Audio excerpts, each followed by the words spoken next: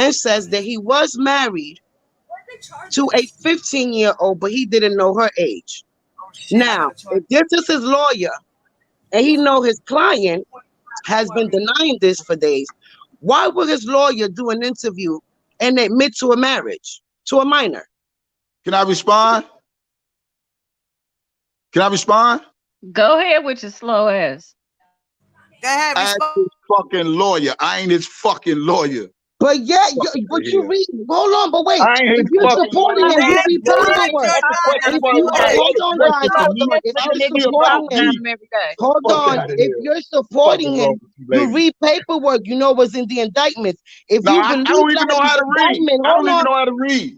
Hold on. If you don't, hold on. About the time you say something If you're supporting him, you're supposed to be I following. don't even know how to precedents, read. I only know how to read Larry indictment. I don't know how to read R. Kelly. Yeah, you know what, Diva? Take him out, because I ain't got time for this. Fuck this bitch. Take him out. See what I'm saying? See what I'm saying? That's not a man. That's the whole nigga. Because that's diversion, yo. That is fucking diversion, my nigga. He just talks Yeah, shit. that's not a man. He 50 years old. That's fucking embarrassing. Exactly. I will bring him into some real men. He didn't have an answer. He don't have an answer, y'all. And he'll never have the answer because he feels like that anytime that a woman is being listen, do y'all understand how and think about this, y'all. Did y'all see how small and how thin and damn near emaciated that Azriel was before he went to trial? Do y'all remember the pictures and stuff that we've seen? Now look at her now. Her skin is glowing. She's healthy. Her motherfucking bags is coming from under her eyes. Like, you know, things like that we need to be thankful for. But when fuck boys come like that, I'ma always listen. Y'all already know He's how not I even come. a fuck boy. He not. The sad part is he's not even a fuck boy, man. He not. He Listen. sits there and bump his gums like a female, and the slow ass females on his page sit Of up course, there he and eat gotta up go his for R. shit. Kelly right now. He don't have a job. He does not have a job. He doesn't. Yes, he does. Yes, he does. He's a YouTube blogger. He has a job. That He's means not that he a needs to pay freaking taxes. blogger. You call that a blogger? Well, God damn it. And he got R. 11 Kelly's people on his innocent. Patreon. If you call that a blogger, R. Kelly's innocent, and there's no point. Listen to me, y'all. If that's a blogger, R. Kelly is innocent, and there's no point safe, and he did not marry Aaliyah. Fuck out of here. Right. Yo, guys, my little diva has something to say. Come, diva. Oh, hi. Let's do it, boo. Well, hi. I'm sorry, but this man sounds stupid. In all honesty. Yeah. He keeps bringing up the same things over and over, and regardless if they even consented, as he says, and stuff like that, it's still illegal. They're still minors. It's still disgusting. R. Kelly is like in his 50s or something. And Listen, they were like, you're gonna have to bend him over and talk to his ass in order for him to understand, because he don't get it. Right. Exactly. He about to try to go live and try to roast us. He can kiss my ass. Who cares? Like, at the end of the day, this is exactly what we're talking about. You see what I'm saying? This is exactly what we are talking about. Like, he will go live and he will say the exact same thing over and over and over again. It is the same exact narrative for the last 7 months, guys. And the only thing that has changed is his Cash App amount. Right. When it gets low, you can when it gets low, he does stunts like this. He put on white jogging pants and he let his little pee just kind of fling, and it don't even go over the balls. And you're 49, right? Bruh. Like, come on, you making. Even your daughter said, "Yo, why is my daddy on here making?" She's embarrassed. You know what I'm saying? Because you are online showing your dog ass because you don't want to get out there and grind, bro. It's all about the fucking grind. His new commentary is gonna be. You can have a job part-time and do YouTube part-time. What's wrong with that? Man, we all do it. Look, he's gonna go live. commentary is That's a gonna be dumbass nigga. gone. We've been hurt. We've been traumatized. We've been abused. We mad. We hate. And the same record on repeat all over again. Watch. Yep. Yep. And you know, it's not that we're scorned, because not all of us have ever been through these types of Right. experiences. Right. A lot But of it us doesn't just mean that we can't be passionate and understand where other people are coming from when it Right. does happen. Because we're all from a community to where it does happen. Every last one of us is from a suburb, a hood, a project, a housing authority, every aspect. What up? What's What up? What up, up? What Larry up? in the Oh house? God. Okay, I'm sorry. What up? What up, Bruh. Bro, I wish you would hurry up and send me some of that 1.6, bro, because you know Man, niggas is on your nuts with this Can 1.6. we get a mask too? Let me get some Can of the we get a mask. master? Yo, yo. Jesus Yes. Since he Christ. they're talks so scared much of the about this mask, man, Larry. yo, They didn't make know the what happened. grown boy unmasked. Diva, Man, I bet I'm you he won't bring talking. his bitch ass on here now. Tell him to come on. He couldn't You even rock with would. the No, females. listen, Let's no, go. leave him. Let him stay wherever the fuck he at. Larry, I knew DJ was in love with me, baby. Like, I knew it. I'm glad he showed his face on my channel, because I knew Like he he, was going to yo, call you me. Yes. heard the way he said it. I only read Larry's indictment. Yeah, que You heard that pendejo. Man, hey, fugazi shit? You heard that fugazi Because he shit? can I only only read read one Larry's sentence. It indictment. makes sense.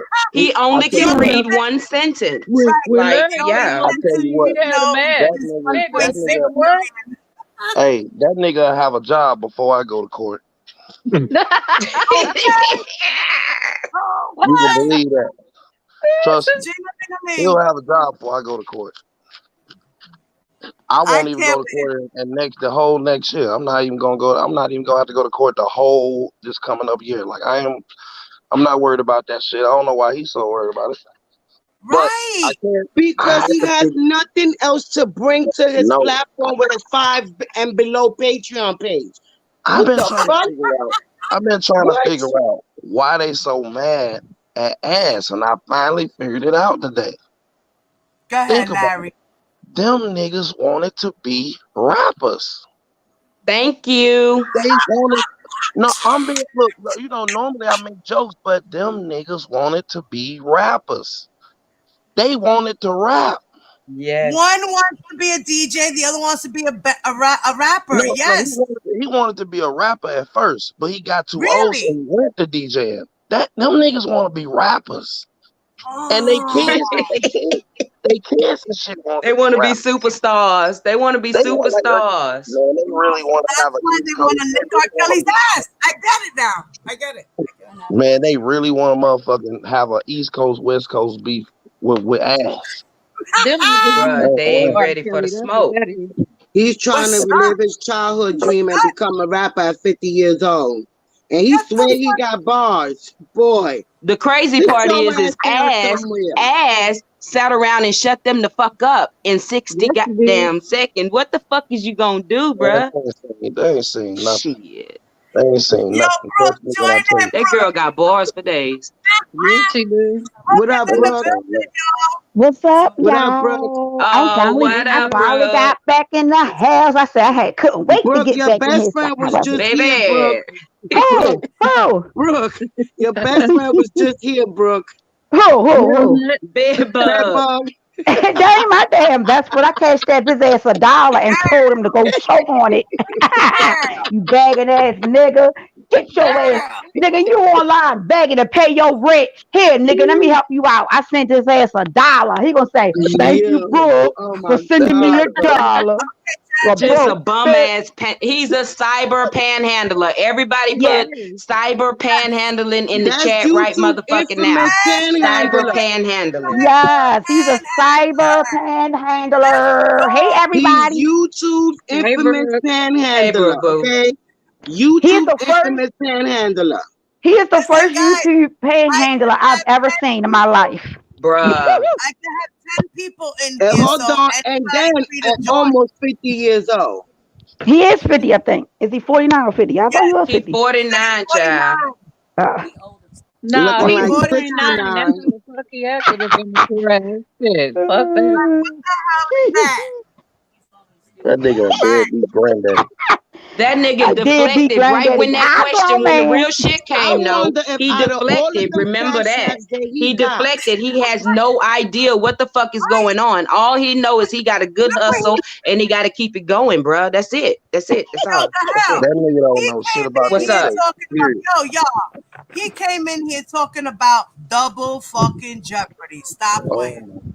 Oh, Bruh, I would double dutch I, this nigga. Don't start with me. Like, what the he fuck? doesn't read. How can you say double jeopardy when He you don't can't. read He nothing? can't Bruh, read. spell it. Bruh, spell it. Okay, He can't I'm gonna read. What you A wait, mean? wait, fucking wait. kindergarten can read Y'all, better than his ass. My son can read listen. better than him.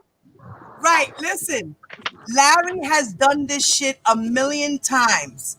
And I'm gonna say it for the first time. Okay? Double jeopardy will not be attached to this case. Why? Because there's new evidence, new victims, and new charges. So therefore, it's also federal and state, and therefore there will be no jeopardy in this case. No double jeopardy. It doesn't work in Boom. this case. They can't attach it. They can't attach it. I did? Double jeopardy. You see, my daughter corrected me. She said I said blah blah. They make it seem because we seeing true, we want him dead and we want him this and we want. I don't want him dead. I don't No, want him dead. I stop. just Bruh. Stop the extra shit. I want to see his ass go to trial and get convicted. For Finally. me, I believe that porn tape. I believe that marriage to Aaliyah that his Girl, own I lawyer saw the Greenberg admitted to. Right. I don't care. This ain't got nothing to do with Ezra enough. I believed it then when that porn tape came out, and I believed it when the marriage came out. This is long overdue. Right. Stop thinking we want this man dead. We want him long. Right. No, we want him to face his own music, plain and Right. simple. Exactly. And they act like we don't love the music. The thing about it is they think we want this man crucified and we don't love the music. Nobody's saying that we don't love the music, but we also understand that there's a man underneath the R. Kelly mask, and that is Robert Sylvester Kelly. And that God man is a gave him a fucking gift. menace to society. That man will fuck your children. That man will belittle you. That man will make you feel like a piece of shit to where you can't even call your goddamn father and your motherfucking mama for 4 goddamn years. That man right there will make you do things that you never in your fucking life thought that you could do. That man is the man that we know that needs to be locked up away from fucking society so he won't do it to another fucking black girl or a little black boy or a grown ass goddamn man just trying to make it, or a fucking 18-year-old girl that's trying to sit here and trying to make it out of the goddamn south side of goddamn Chicago.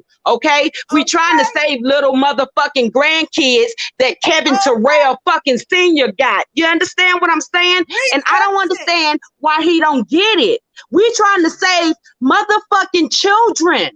We trying to save the future from this type of shit, regardless if it's R. Kelly or not. I don't want that shit in my community. So fuck R. Kelly, fuck anybody that has anything to do with shit like that. It goes deeper than this nigga, bruh. He just the fucking beginning, because guess what? He's fucking guilty of all this shit. He know it. But right now, he can't take that mask off, because if Robert Sylvester Kelly comes out right now, everybody is shut the fuck down. That means nobody gets any money, because the enterprise is still thriving off of his fucking money, bruh. That's why they keep on going with this shit. Right. The fuck you mean? So now when a girl gets some balls to say, you know what, I'ma stand up and say something about this shit because I'm sick of this shit being swept under the rug, or a celebrity come out, now they mad, they big mad, they hating and all this shit. No, nigga, it's called the truth. And they always say, well, you don't hear it from these people's mouth. Yes, you did. You heard it from Azrael's mouth. You heard it from Lizette. You heard it from Faith. You read it from Geronda. You heard it from Geronda. You heard it from Dominique. And you still don't believe this shit? Right. You still don't believe this shit, bruh? So everybody out there is fucking lying. So everybody from everyone. So you trying to tell me that when Aaliyah came, you trying to tell me, so when Aaliyah came to him with fucking Coke bottle glasses and fucking braces, okay, That he was just like, you know what? I'm gonna wait till she 14, bro, because that's a good age. That's a good age. I'm gonna wait till she 14. Okay. And then when she gets 14 and you do, then you say, oh shit, now I love her. Oh Lord, what am I gonna do? Oh, let me marry her. What kind of fucking sense does that make? See, this is the mind of a man that wasn't raised with a fucking father, and his mama probably had some mental issues too because of some past shit that she went through. She didn't know how to raise fucking 4 kids on her goddamn own. And it's no fault to her. But when he had the means to make everything better, he didn't do that. He made it worse because he didn't know no better. So we get it. We understand, but we are holding this black man accountable for what he has done. Just like the penal system held Kevin Terrell accountable for what he did. Am I correct? Yes. Or am I just like, what the fuck is wrong with y'all? God damn. Okay, I'm gonna shut up for a minute. I'm gonna mute myself. You speaking facts. The Levi thing. We love you. No, but I'm sick of these motherfuckers and these women that be you right. Oh my God, you know what? Fuck that bitch. One cup. Bitch, you know what? I hate y'all little bitches. I hate y'all old crooked wearing brass haired ass 1B30 wearing ass bitches. I hate y'all hoes. I hate y'all because y'all don't understand. Y'all don't understand because y'all never was raised by a real woman neither. You know, you what? You couldn't have been. My daughter said, can you be her aunt? Oh, see, the last time we had a resident auntie, the bitch went rogue. I don't know. Tell her I think about it. Shit, I don't know. But that. I don't think you go rogue on me. Will you go rogue on me? No, you won't. No, you won't. You love little D. You know I won't. Shit. You know I won't. Yeah. But I'm just sick of it. I'm sick of it. Like they don't really want to know what it is. And then you hear, oh, well, like the woman, I was molested and I didn't say nothing. I was 38. Well, goddamn, this baby is 22 years old and she trying to say something before she's 38 and got 3 kids and then fucked 3 kids up in this goddamn word and pushed them out there for us to deal with and all this shit. She trying to deal with it right goddamn now in her own form. It's not 1977, y'all. It's not 1983. It's not. It's a new world. People have more outlets than we did. All these motherfuckers. I remember my friend when, I remember when she got fucked up and her mama and daddy didn't know what to do. So they just put her in a room. You know what I'm saying? Like shit like that. Come on, man. There's generational curses. It happens all over the world. It's fucked up. But you know what? A lot of times these victimized victims do not become victimizers. They don't become abusers.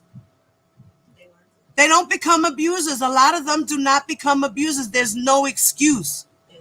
Just because R. Kelly couldn't read and he couldn't write and he was abused doesn't mean it gave him the right to do the same thing to others. He never dealt with his trauma. So being that he never dealt with his trauma, he reflected it onto others. And that's what he's been doing his whole time. This whole time. And everybody's always saying, Azriel, she's going to be the nail to his coffin. Yes, she will be. Because she's the latest victim.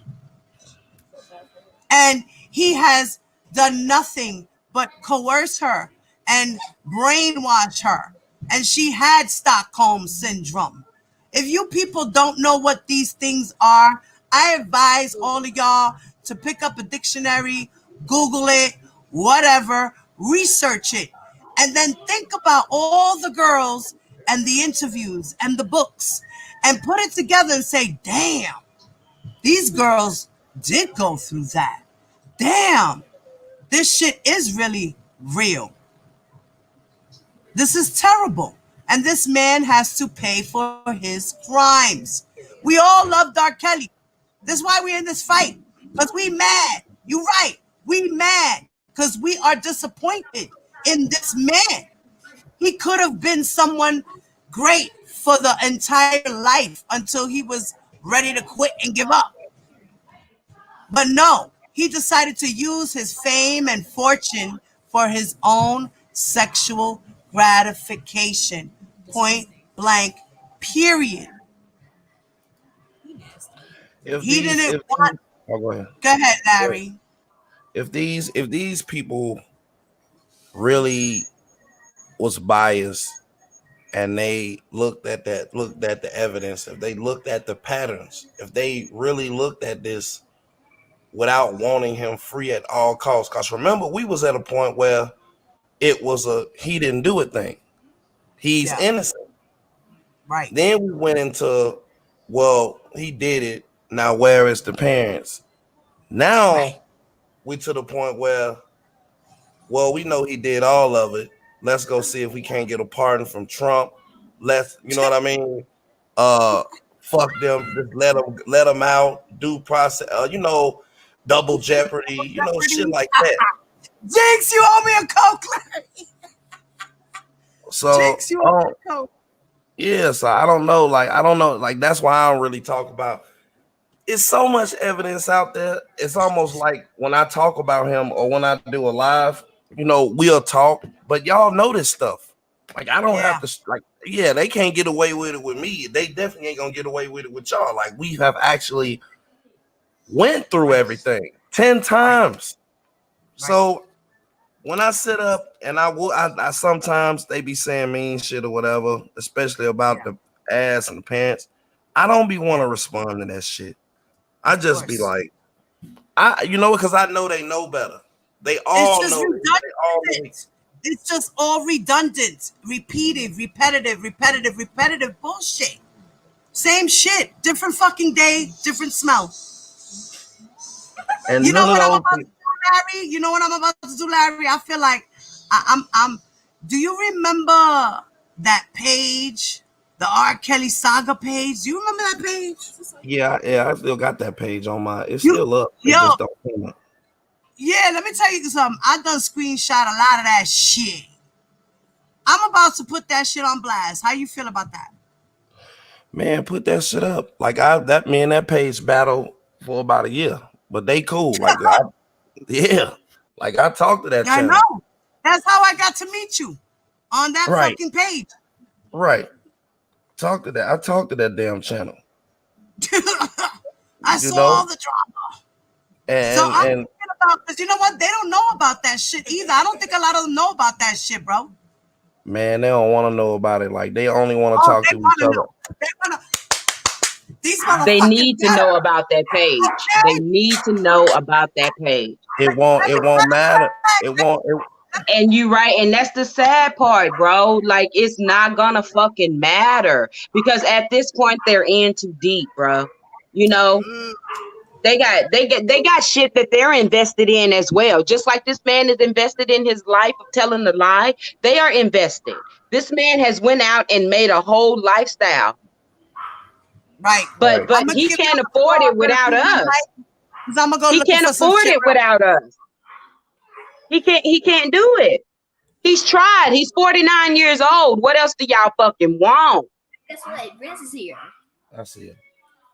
I'm sorry, y'all. This is my thing. A lot of these people, a lot of these channels, they came out and they say that, well, I don't support a man, molesting a child or doing this to a child, this and that, Like, and if I find out that, he is doing this, then he should get what he's supposed to get in jail. You don't hear that no more. Because I'm pretty sure that they know by now, if you really look at this shit with a fine-tooth comb, I think, and this is just what I think, this is my opinion, that he's guilty of everything and so much more. But they only put the charges forth that they know for a fact, like they're going to get a conviction.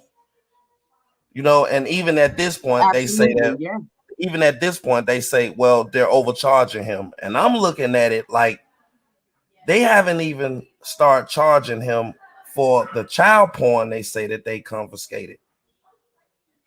And then when you look at ass video, or you go and you look at ass video, I mean, what the fuck? Like, It's a lot of this shit that I know to be true, and I just can't wait till it come out. But I'm not willing to talk about this shit every day until it do. Like I told you, I don't even think that he'll Exactly. go to trial this year. Next year coming up, I don't think he'll go to trial next year. I don't think so. I think that shit gonna get superseded and superseded and superseded and superseded and superseded. I don't think that it'll go to trial next year. I just don't. Because the thing about it is they think that it's almost the end, and it's just the beginning. Like you understand, like it's just the beginning. Like you see Don, you see he in a fucked up situation. You see Cashton sat around and put her cousin in some bullshit. You know what I'm saying? Like this is this. And then you want to sit around and say, oh, she's jealous heart because it's Angelo. No. The fuck is you talking about? You talking about a nigga that can just have conversation that'll fuck up your mind that bad to where you want to go to his family's home and burn it up? So you trying to tell me that Angelo can have that type of mind control over a woman that he's really never met, but R. Kelly can't have that mind control over a fucking 13 or 14-year-old with his fucking millions of dollars and his dick hanging out and shit. And all they looking for is to get out the goddamn project. Like, Let me put you up on something right quick. Man, we played the shit out of this motherfucker. Think she's smart and know everything, motherfucker. Of course. Because you do whatever you gotta do to get the baby. No, it's some of them bloggers right now on these channels right now that went for that. Ooh, I'm naked. I'm in the shower, this and that. When that motherfucking lady talked to me, I told that motherfucking lady, man, go on with that motherfucking bullshit. If you ain't ready to do what the fuck you gotta do, then shut the fuck up and don't call my phone no more. You know what I mean? She got a couple of motherfuckers with that shit, that old, oh yeah, I'm hot and all that bullshit. I'm like, man, nobody going for that shit. Fuck out of here. Some of them did. You know what? Those people, y'all get mad at me when I say this, but those people really don't understand, right? So I'm trying to put this the best way that I can. These people got kids, they got their whole life ahead of them, and no, they didn't fucking touch no kids, but they involved this shit in a way that can't be overlooked. It can't be overlooked. Right. You know what I mean? I ain't mad at that because it's the fucking truth. Yeah. When I go back and think about the games they played with the Savages, did y'all know that Cash negotiated the Savages deal with Surviving R. Kelly? Lord, Father. Do you know that? I did not know that, bro. Do you know that Cash Jones really was the Savages publicist? What? Yeah, she really was a publicist. She really went in there, infiltrated. Infiltrated the whole camp, yo. This bitch right here. Got all the information. Sent LaToya in to pose as a victim of R. Kelly, and go and get all of the parents, get stories, release a book. It's okay, mama. Shit, amazing. You know what I mean? Like, Lord have mercy. Did you guys hear her podcast? I didn't hear that shit. No. I got the fucking shit. You want to hear that shit? Hell yeah. I'm going in the chat. Okay, I'm about to play that shit. I'm about to play that shit. Yo, grown man. She was talking a lot of shit. Her whole shit had to do with Angelo, yo. Man, listen. She, goddamn it. She. But she wasn't talking bad. She was talking about how she was feeling. Like she was really feeling Angelo, yo. Yeah. Angelo was in the same, man. You know how many times should Angelo I play this? Or should I just... You know how many times Angelo was in the same city with her and on the phone with me, and she was calling his phone, and he went to the airport and got on the plane and didn't even go see her. A couple of times in New York. Couple of times. Yeah, she said she didn't really. Yeah. No, he never would go. Conversations that already know. Like this girl, I'm about to find it, y'all. Let me do it real quick. Let me see. Okay. All right, listen. Wasn't Lily on somebody's channel last night? When she over there calling me out, like, where's that video? Oh, I ain't even see that. I don't even know I heard about about that. it. Where's that I video? didn't See that video. I didn't even hear about that shit. Let me see if this one better thing.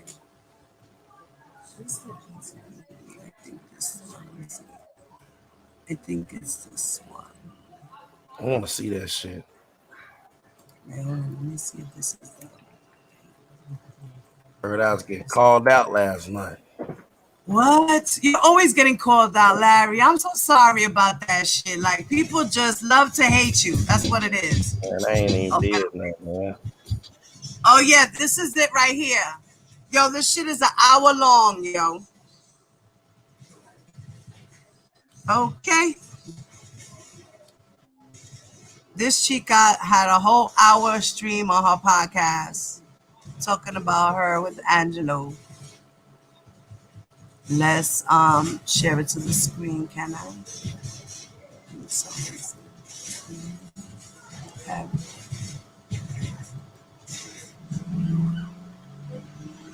Right now I need to see. See, now it's being weird. Okay, it's just so weird. All right, I don't know why it's not showing to the stream. I'm having an issue, Larry. Do you see this shit on the stream? Oh yeah, y'all see it. Okay. All right. All right, guys. Here we go. Welcome, everybody. This is not episode 1. This is a bonus episode. This is an episode, what we gonna call it, 0? Yes. 007? 000. 007 or something. This is an extra bonus episode because we got so many YouTube questions, and a lot of them were surrounding me and Angela. And this situation. So I felt like I should address it. I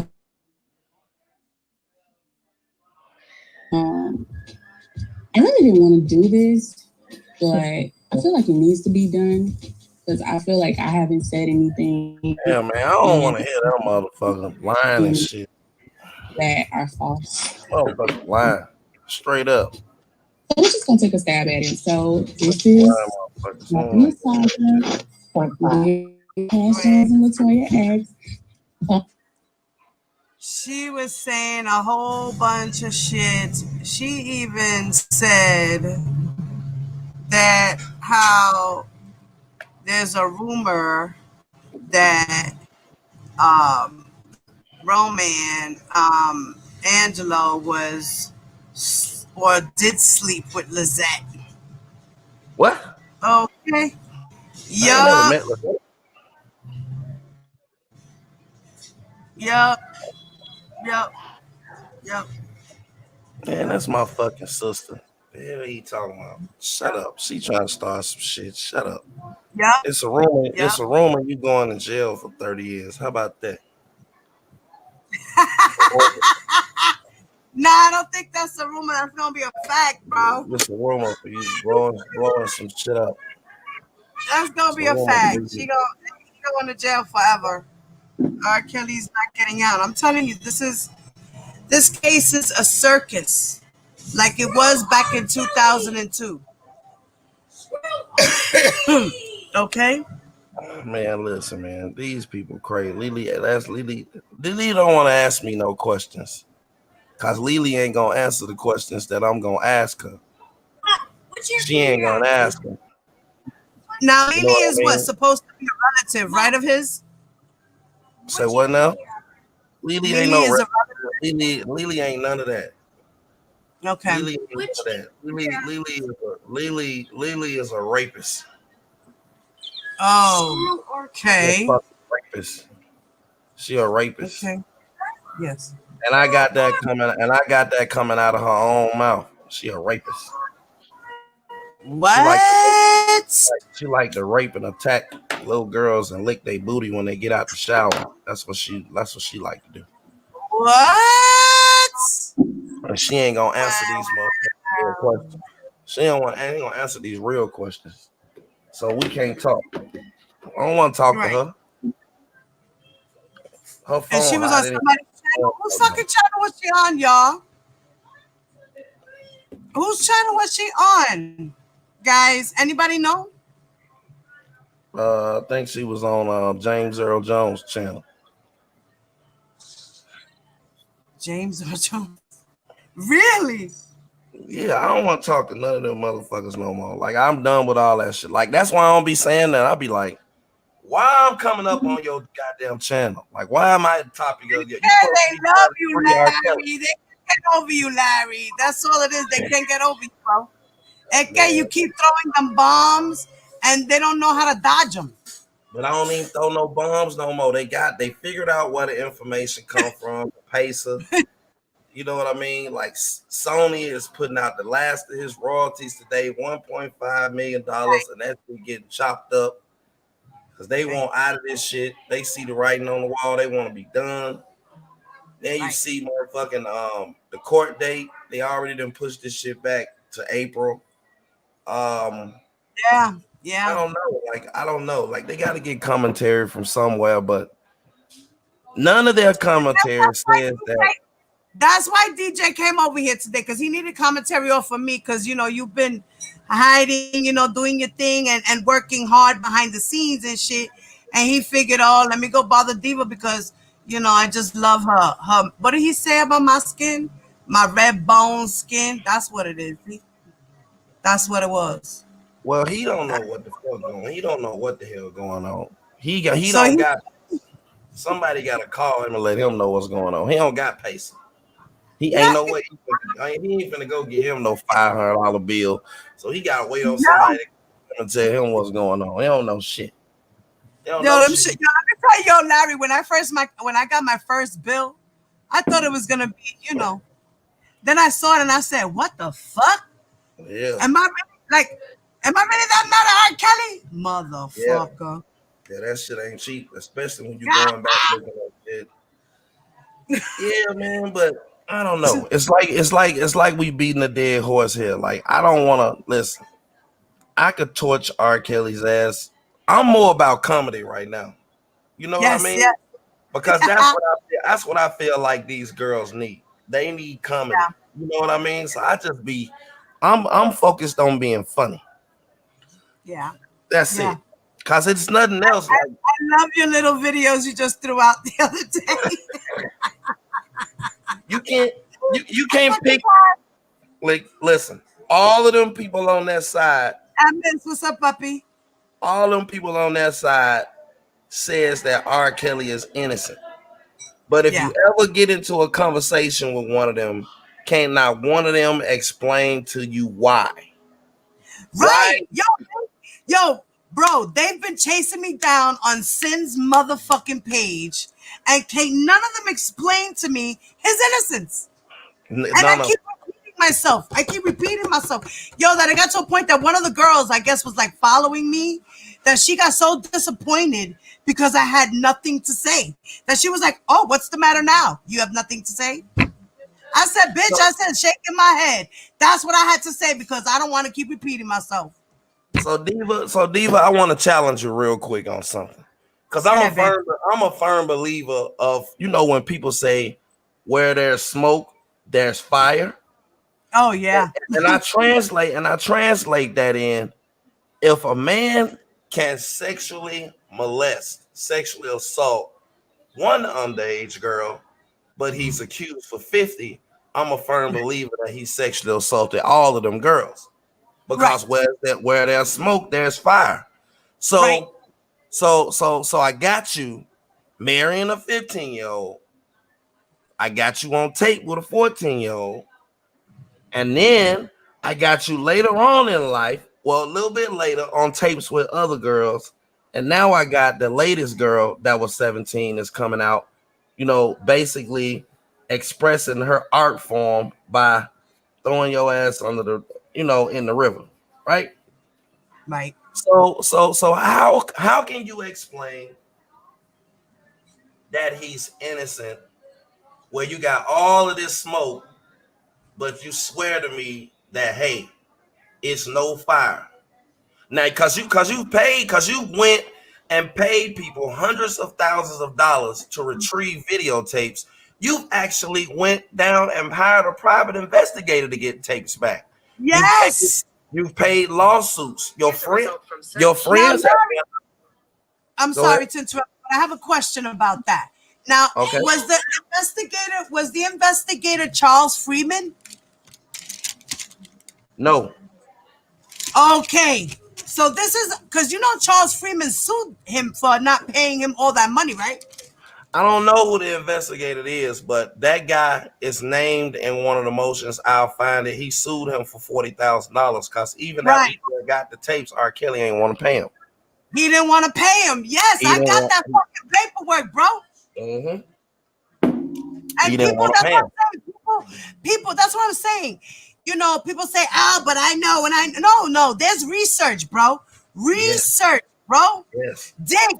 Where you find little crumbs, it leads to the bigger fucking cake. That's what I'm telling you. Like, you got all of these payments. You got payments to all the girls under NDAs. You got payments to James Freeman, payments for everything, lawsuits, all that shit, right? Okay.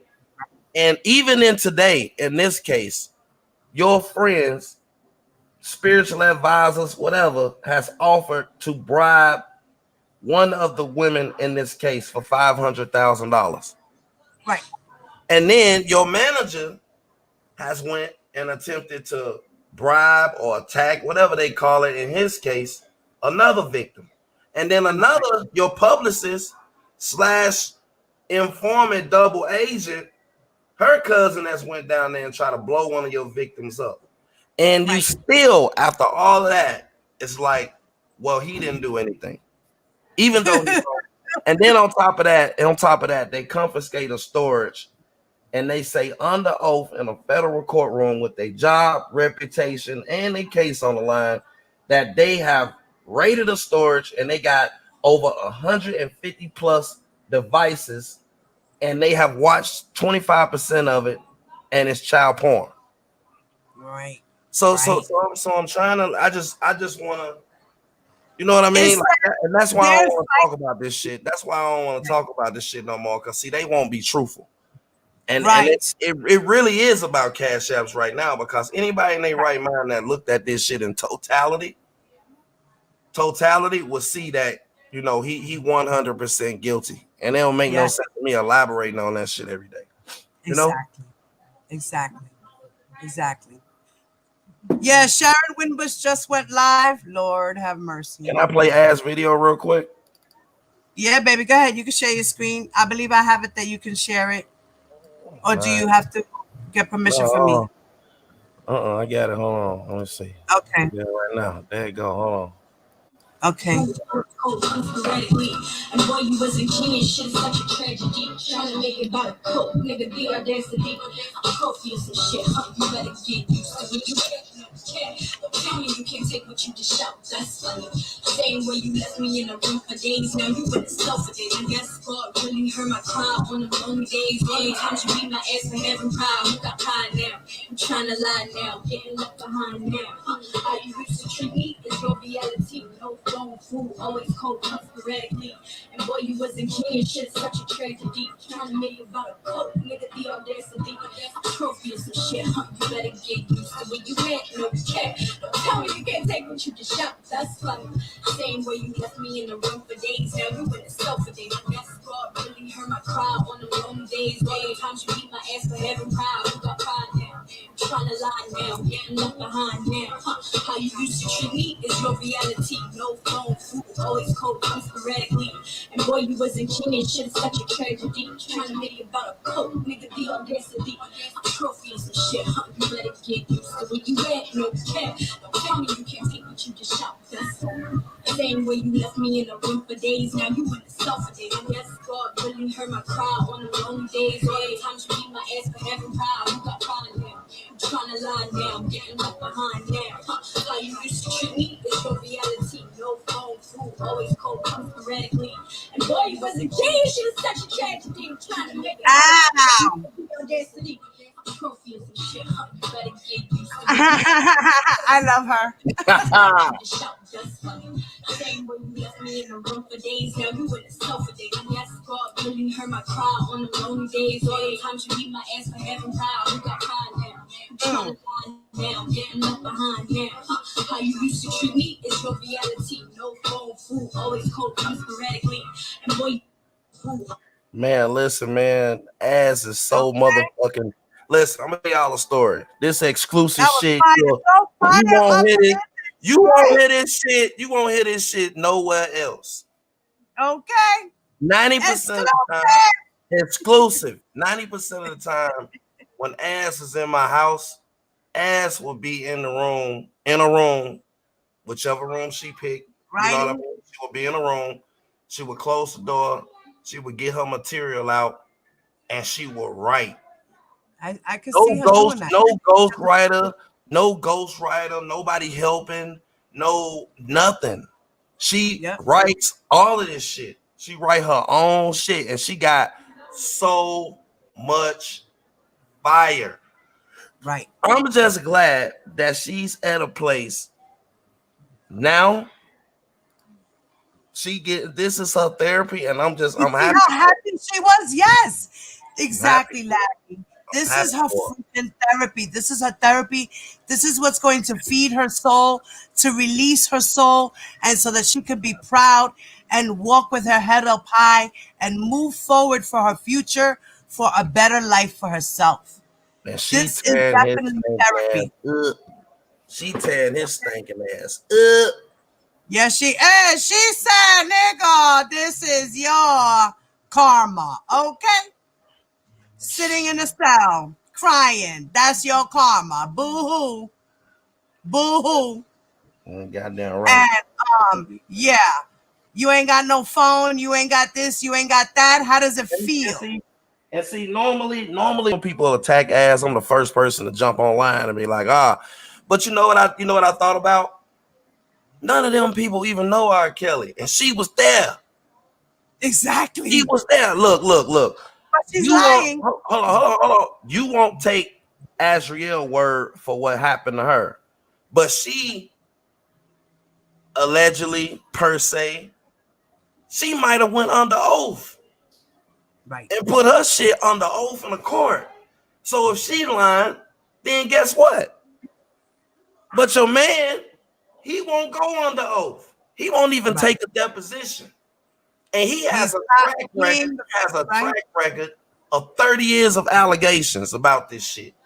Right. So why would y'all take this man for it when he'd have been to a whole motherfucking trial and then slept with the little girl that was at the trial? Exactly.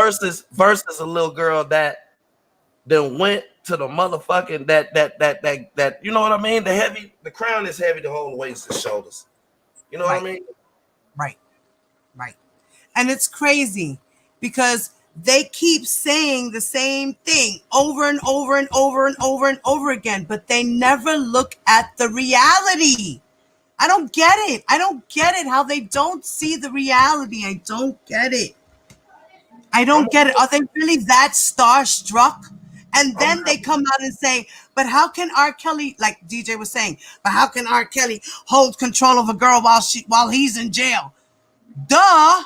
Because mentally he has her trapped. What the fuck? Like, are you really that dumb? Didn't you go through that with your woman? Didn't you have her mentally trapped? Like, don't tell me you don't know. You know what? And I would have told him this. When Surviving R. Kelly came out, when everybody was running around here, this and that, you didn't see Ass. You didn't see Ass and see Ass on social media until he went to jail and ultimately she went home. Exactly. You haven't seen Joycelyn in 5 years.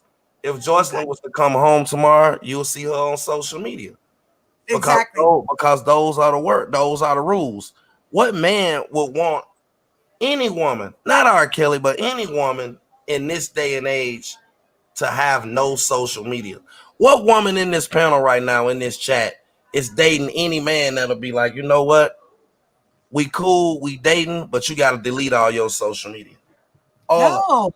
Who the fuck? No, you're a jealous man, and I'm not going to be with you. Sorry.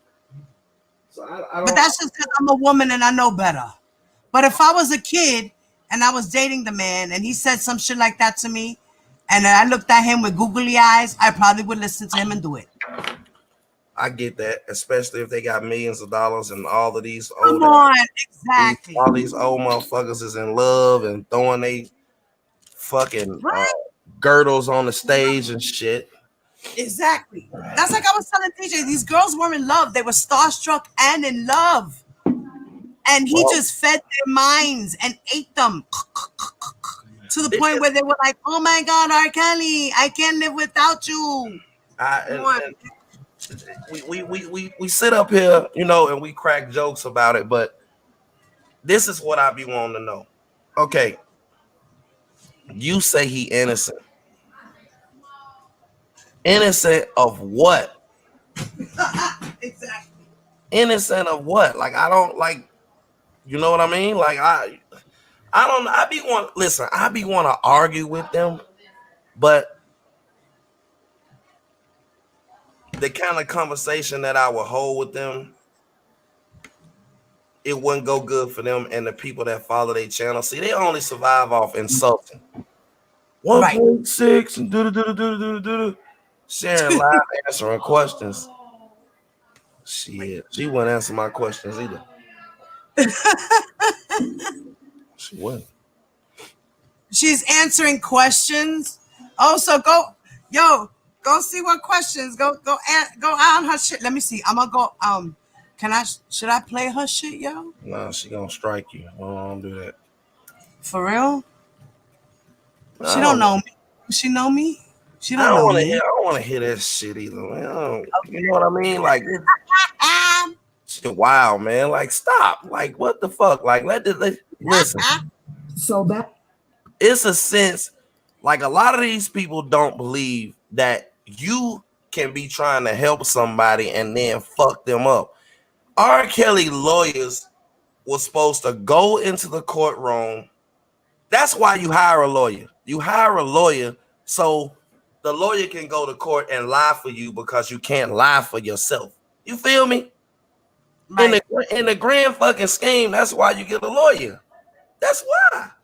You know, in the grand scheme, you either hire a lawyer to get you off or you have to go in a line. What this case tells me is that R. Kelly has not told his lawyers the truth. He hasn't told them nothing. No, he's lying to them like crazy, yo.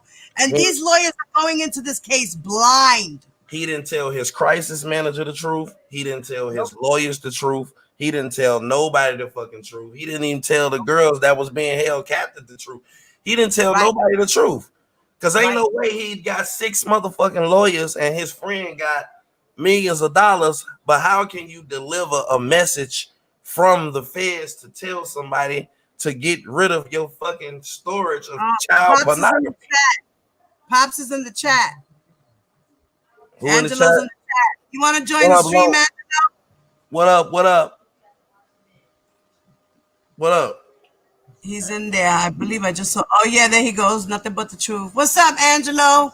Yeah, like I be trying to understand this shit. Like, okay, why you ain't get rid of your goddamn child pornography shrine with all your fucking videos and shit? But then you want to get mad at me because I talk about the shrine. It ain't my motherfucking storage. It ain't my motherfucking child pornography. And now the fuck you mad at me for? Right. That's that what I don't understand. Yeah, motherfucker, man. You are not the reason why he's in jail. Angelo is not the reason why he's in jail. Angelo talking about some R. Kelly didn't even tell Robert Kelly the truth. I don't think so. I don't think so. You know, he's always talking to himself as a third person and shit.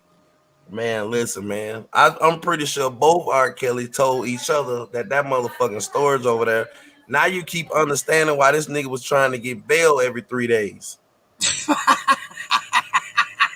And get denied every fucking other week. Yes. Yeah, because he couldn't tell them lawyers. You got to think about it. You got to think like him.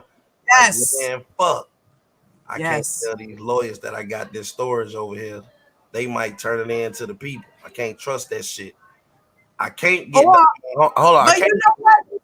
if he would be honest with his lawyers could stash it, hide shit. His lawyers could be No. From what I heard, this storage is big as fuck, like a warehouse. Ain't no stashing shit. Yes, the And warehouse. look, That's right. you can't talk about this shit over the phone. Right. And you can't email nobody. Right. And you can't, when they and them rooms, it's the fucking feds. Them rooms be wired, like they can hear what you saying. So it's just like fuck. You know? Right. Exactly. And they you said they only went through only 25% of that shit? 25%. And they said this the exact words for word. My whole office have been reviewing child pornography since January the 8th. We are only 25% done. And they was like, what tapes? Because at first they was like, what tapes? It was like, yeah, like what's on the tapes? No. Do you think they'll be done by the time the trial comes? The defense said no. His case, he's gonna get convicted. His case just gonna remain open.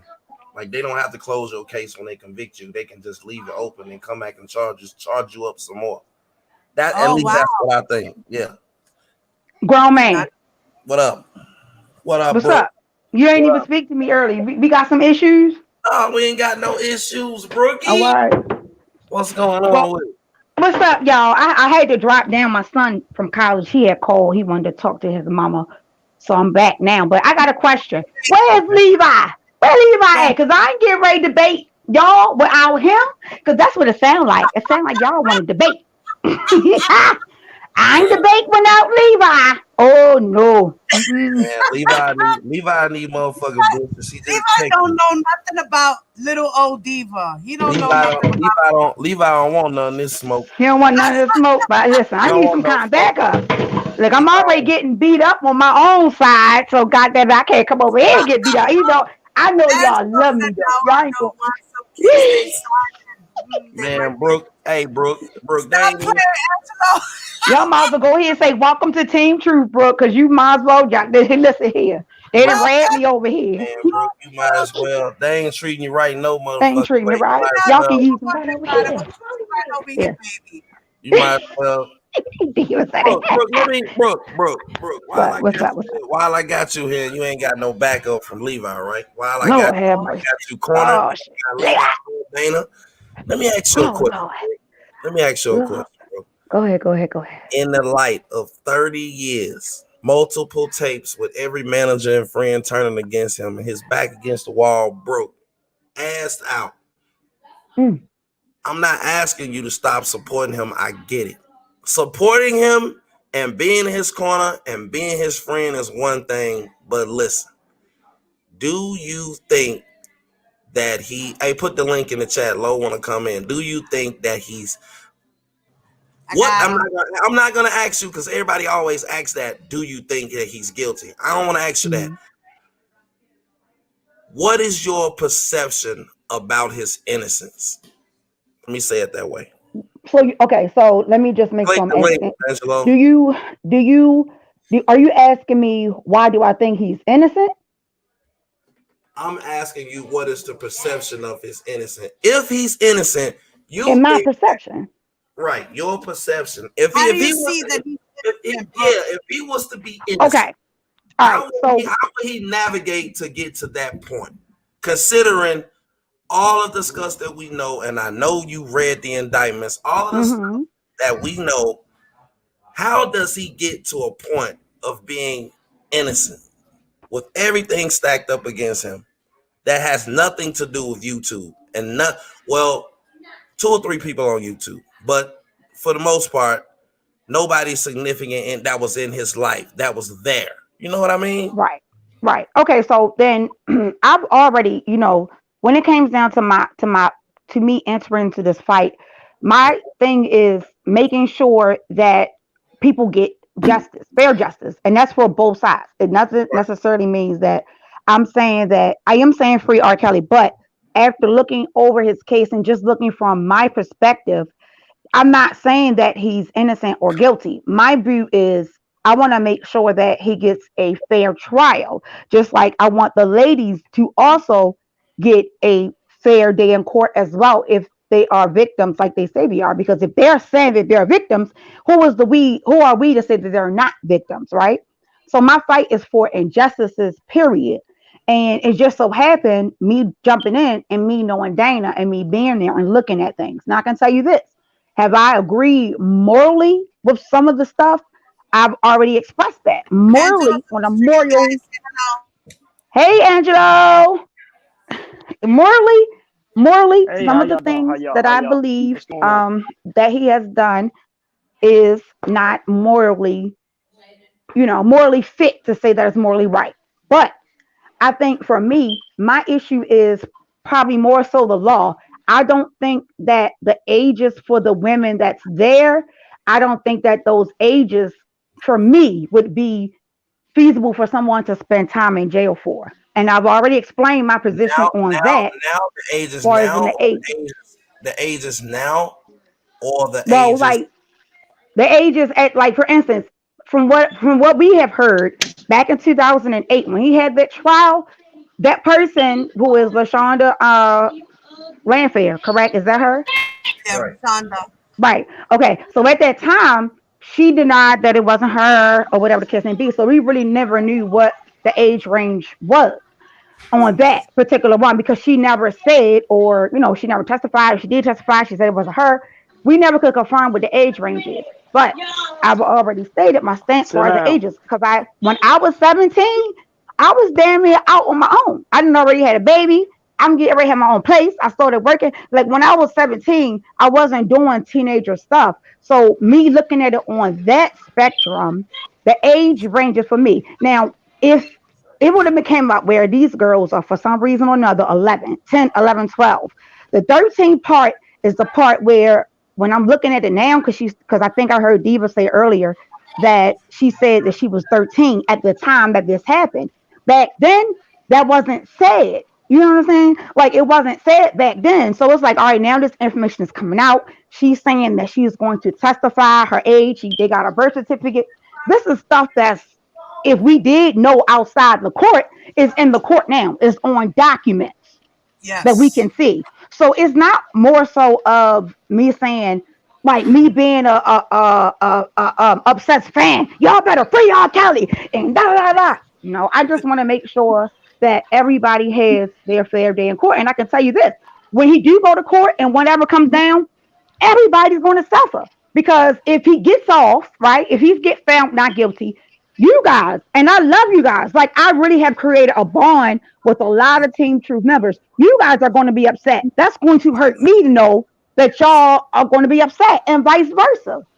Right.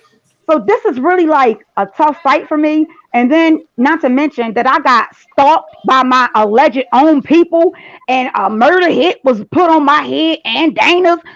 Like I don't need, like I'm just throwing the shit up in the air at this point because I mean, what can I do? All right, so Brooke, so now you knowing all of that stuff, right? Mm-hmm. Now, what do you think about the ages of consent, like you were saying? So you think that they should change the laws to be what, 14 years old that they can be consent? Because you're saying that at 15, 16, 17, you have a mind where you can make decisions. You did as you were young At and a 16. teenager as a pregnant young woman Right. and did your thing. And we all Hey, know, yes, the minor thing is the situation. So do Right. Well, you I think would probably say I think 16 should be like, I mean, that's just for me. This is my opinion, y'all. So please don't jump down my back. I think 16, and to be honest, I think it should go case by case. I'm just being honest because I know some 16-year-olds who literally are making steps and movements, owning businesses, and making more money than 30 and 40 years old. So for me, I think that it should be hey, on hey, at can least I, a can I, case by case bias. But I mean, I don't know. That's hey, really a tough one. hey, Brooke, hey, let me get in. What's Hey, Brooke, how you doing? I'm fine. I What's ain't never talked to 17 you English before, left? but check this Yes, you out. did. You Listen, did talk to me. Stop playing. I think I did. Well, I might have. Yeah. Listen, Brooke. This what I believe. I'm so caught up that at this point that a lot of y'all that really are brilliant women that y'all just stuck in the fight, don't want to walk away from, and don't look like you wasted time because you're not gonna sit on this phone. You're not gonna sit on this platform. You're not gonna sit there and tell me I looked up real quick things about you and know who you are and this and that or knew what you stood for, that you're gonna tell me you're okay with your 16-year-old daughter dating Levi or somebody right now. No matter if she got 2 jobs, she work at night, she work in the daytime, she doing her own thing, she moved out, and here she come with Levi, and you're gonna first thing you're gonna say, this old ass nigga pimping my daughter. They 2 jobs, now he nothing. Now we're gonna Your keep that right phone there. going in Now and out, go Lisa. back to your life. Your life ain't like. Your phone breaking up. Can y'all hear me? You hear me now? Can you hear me You, now? you was going in and out. In and out, papi. Earpiece. Okay. Earpiece. Hold on, let me take earpiece off. And while you listening and fixing your earpiece, I'm one of your Baltimore sisters here, King Angelo. You remember we was on Levi's channel, I think the You last know I do one. my homework. You know I do my homework King very well, so I already know that. Mm. You know, I play the game for real. You know, I gotta You know probably know all my the husband. opponents. So, You I probably know my probably husband. do. It's all right, you know, but so what I was saying was your life high yours was one thing, but you ain't gonna tell me as intelligent as you are now, you're gonna feel comfortable with your daughter. 2 jobs at 16. She mad at her parents. She gonna do what she wanna do. Move out. She move out. She living with a friend. Then she come home. In 6 months, she got Levi with her. That's her man. She working night job, day job, and here go Levi. He ain't giving you none. He ain't giving you none of this stuff because the first thing you gonna look at this grown ass man. This grown ass man is what my kid pimping the shit out my daughter. She working 2 jobs and she got this old ass nigga.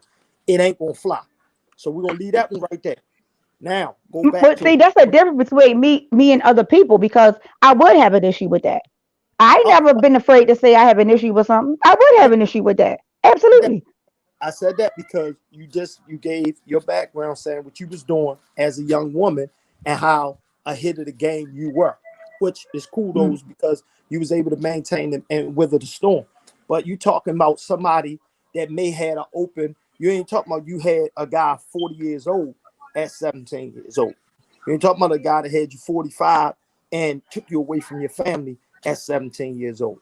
So it's a big difference than you having a consensual relationship with somebody and it's you and him and you seeing your family, you able to do whatever on your family. They just don't know. And your parents may disagree with it till you turn 18 and you do whatever. That's different. But you talking about somebody who takes your child knowing at false pretense, do what he want to do with them, and then continue to do what he want to do with them, and then you don't see them no more, even as they come of age and of age to reach out and do adult thing. They are already trained, broke down, and manipulated to do nothing but follow his rules. It's something wrong with that. And two, to go back to lifestyles of different people. I bought my first property at 15. Any of my kids did it at 15? Hell no, because they ain't gonna live the life I live at any point. They're gonna enjoy being 15, 16, 17 as much as they can. So when this happened to my daughter, my oldest is 30. That's my baby daughter. I have 6 kids. So when the youngest one get taken advantage of, who I thought was groomed to the fullest, I underestimated a man. I underestimated a penis. That's what I did. Because when I would never think, because I can only look at the people I'm around and me. I wouldn't do. It's no way nobody could put the fucking 17-year-old child around me, and I wouldn't give a fuck how they shape, and it would be attractive to me at all. I don't give a fuck who they. Once she say 17, get the fuck out. That's it. Right. If you don't get your hot, And who your parents? Get on away from here. That's it. So me sitting there justifying, it could be my brother, cousin, father. If anybody in my bloodline would have did some shit that he do, they would be gone. Period. Yeah. Flat out. Yeah. With nobody deal with. It's no justification. Now, could I say, do we all agree we love this music? Yes. Yes. Do we all agree? I didn't follow no R. Kelly. 2008. You think I gave a fuck about R. Kelly? I was making my own. I was doing my own empire, my own legacy. See, Mhm. some of these dudes that follow on the other side, they never had a legacy. They never had business. They don't know what it is to take care of their family or their entire family. I've Right. been doing this since I was a 13-year-old child. So that's what, when I was a 13-year-old child living a man's life, I accepted that. But I ain't dating 30 and 40-year-old women. I dated women, girls my age, a little older, but I was never taken advantage of, where the point where I didn't see my mother, I didn't do that. That's the sick part. We're not going to justify a sickness, and you're too intelligent to sit here and be on the side that they only want to go with ignorance and no truth. We talk about truth. We talk about somebody that could be all of our daughters on this panel, all our nieces, grandkids. This is what I'm telling you. I got a grand that's 12. Do you think it's okay for R. Kelly to fucking go to her school and become her teacher and talk to her online, and then next thing sleep with my 12-year-old granddaughter? Nah, it's no justification for a dude. If you know who you are, can't even relationship. Y'all can't even explain on that side why he cannot have a relationship with his children. Do y'all think that's really just Andrea? I mean, you're a woman. Come on, you know it's But deeper see, than and I do, and I agree with you, and that's the difference between me and what we call as our dream team and them. I don't always agree with everything. And then I had the first thing that I said to you when we did talk on Larry's platform was I gave you kudos. And that's why I said to you, King Angelo, when I said something to you, because if you would have did anything other than what you I did from remember. what you told me, then I would have felt some kind of way about you as a parent. You know what I mean? So you did what you had to do. And I completely understand where you're coming from, because at the age of 16, even though I was there, I did have my mental. My only issue is we just don't know what the truth is. That's as Rose life and your life. You know more details than what we do. So we can't, I can't say for sure this is this. And that's why I never say like, oh, I'm just so gung-ho about this and about that. When I got into the fight, I said, first of all, when I got into the fight, I need to read what's being charged. I need to read what's evidence here. I need to read to see what's going on, because I'm not going to put myself, my integrity, my platform on the line if I don't know what the heck is going on. And that's also one of the reasons why I made it known that every single thing that he did, I did not agree with. And by you telling the story, as well as Ezra telling her story in reference to her being manipulated, that is one of the things that I did not agree with. That's why I had a big issue when those people over there was talking about, oh, give the titties back. I got pissed about that. I did a whole live cussing them out because that's disrespectful. I heard, but know? this is the ignorance stage we stay in. Because guess what? Most people that's married or in long relationship, they have invested money in their woman. And if I buy you luxury cars and cars, I invested more money in titties and ass could ever cost. But see, But that's not their place to say shit like that. Period. You're right. But see, that come from the inner circle of hand putting it out there. So guess what? They put it out there. So that's the least these girls got. I heard somebody talk about they went on lavish trips. Have you ever, since you've been involved with this, have you ever seen Dominique, Joey, Azriel, who the other one that was there? Holly, besides Holly out one time and had one party at a house that he already owned. No, they went to Disneyland, Angelo. They went to Disneyland. They went to Disneyland. Oh, they ain't never go there. Don't listen. That's what they said, that they went to Disney World. No. She said they do stuff like that. I guarantee there's no receipts to that. When they said Disney, that's the time he met her, and her school was about 15 minutes from there. He was staying on Disney property, but that was it. Okay. All that. Don't listen to that. The real shit come right here. You got the answers to the real shit right here. So that shit, what they talking, this is what I'm telling you. At 17, you went to the movies. You did shit. My daughter into music. You never took any of these girls to a red carpet. You know that and I hang with a lot of celebrities. Do you know all celebrities get invited to all types of the time? Yeah, so you think these young girls that was in the music, that know all types of entertainment, that they wouldn't been around a party or this and that, a outing, a dinner? They keep saying this guy did this, he did that, he bought what? What did he really buy them? Because I'm really baffled. Because I know her wardrobe. I know what it was before she left and when she came. I ain't see shit, but what her parents would have did for. My daughter left Florida driving her own car, sat in the fucking garage of driveway for 2 years or 3 years. So he ain't never with him. So they keep talking about all this money, all this shit. The motherfucking cheap apartment, fucking furniture in there. The best thing he had was the bill, the note on the apartment. That was it. Because the goddamn old ass furniture in there wasn't even nothing to talk about. So people got bad concepts of somebody a millionaire. You could be a broke millionaire. You can be a broke. You from the city. You got a whole broke big time hustlers right now. Motherfuckers look big time. They walk big time. They drive big time. But guess what? When it's time for them to pull some money out, they go into something that you don't see to get that bread. That's not once. That's everywhere. We already know everybody don't have it like they portray to be. Nobody knew that his finance was fucked up like this until when he got locked up. Because guess what? If he wouldn't have got locked up, I would think he worth 150 million, 200 million. It's not worth that. Right. So in his world, he did a few $1 million a year, but in his world and his standard. But to us, people that know money, you know he's never completely broke. He's gonna at least get a few $1 million a year the rest of his life. So he's never gonna be broke. But these ignorant motherfuckers know money, don't know shit. But if you spending $500,000 or $600,000, all your staff members and all that, you're not making no money. He's better off $250,000 job a year, every work for $250,000 a year. He would have made more money than what he making off his show because he owed everybody. He don't pay nobody.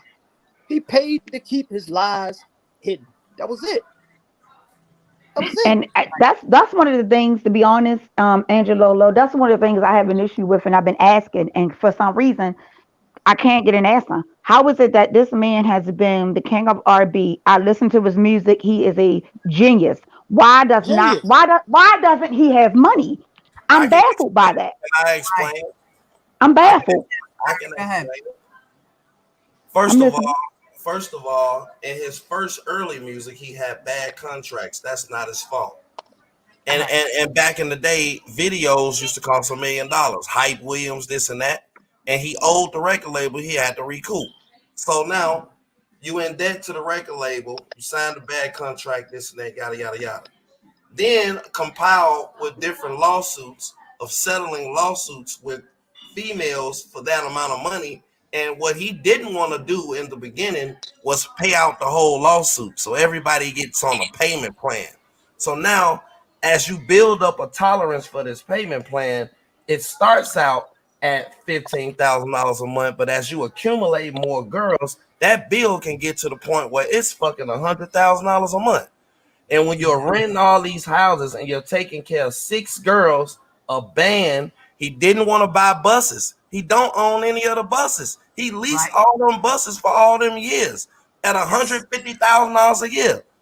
When you get to going around and you get to asking questions about him, the man is $20 million in debt with the feds, which he got on a payment plan for that towards the end. But he also owes $6 million to the state of Illinois. He got a lot of debt. And it's a lot of girls that sued him that's not in these books and things that have the legitimate paperwork at their discretion. Then you got child support. Then he had different settlements. Like, trust me, he had to give Drea some money. He had to pay alimony. He was married to her. You know what I mean? And then it's not like he's a brilliant businessman. And then you got motherfuckers like Mac David. And then you got to deal with him buying a bunch of stupid shit. You got to understand that I know girls that were there with him and they know his spending habits. You know what I mean? Like, I don't know. Then there's a lot of people that hold his secrets. Like, I don't know. It's probably a David rented a bunch of apartments and stuff like that, and had some of his family members living in them too. I researched that too. But hey, L, let me tell you. Go ahead. Broke, you know how everybody go broke. You overspend. Yeah. I ain't playing that shit. What I'm gonna blame it on is living beyond your means. Okay. Name something he invested in. Name something he owned. I don't remember nothing, but I do know that I had did a live, and in that live, the one live that I did, I went to go and look, and this was 2 questions that I asked in my live. I said, well, let me go and see how many people have he written for, wrote, and produced.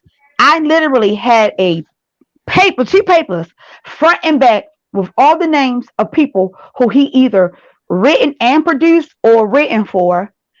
And I'm like, this is why, and like I said, this is how I don't get it. Why doesn't this man have any money? I'm not going to blame it on a mental. Let me explain that to you. Let me explain that to you, bro. It's a contract that come with him right now. Yeah, that's a contract. Yeah, and some of like somebody could have gave. Go ahead.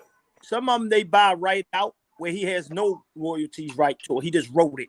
Wow. And they straight out. And some he may get his points on it. So if he get points, he get points. He don't get the full production or on it unless he produced the whole album. But he get his points for it. But then when they stop playing it, like some of his biggest royalty checks ones, they pulled it off the rack. They went in, told their record label Snatch that I want nothing.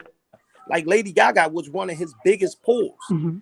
That's what I was getting ready to ask, Angelo. I was getting ready to say.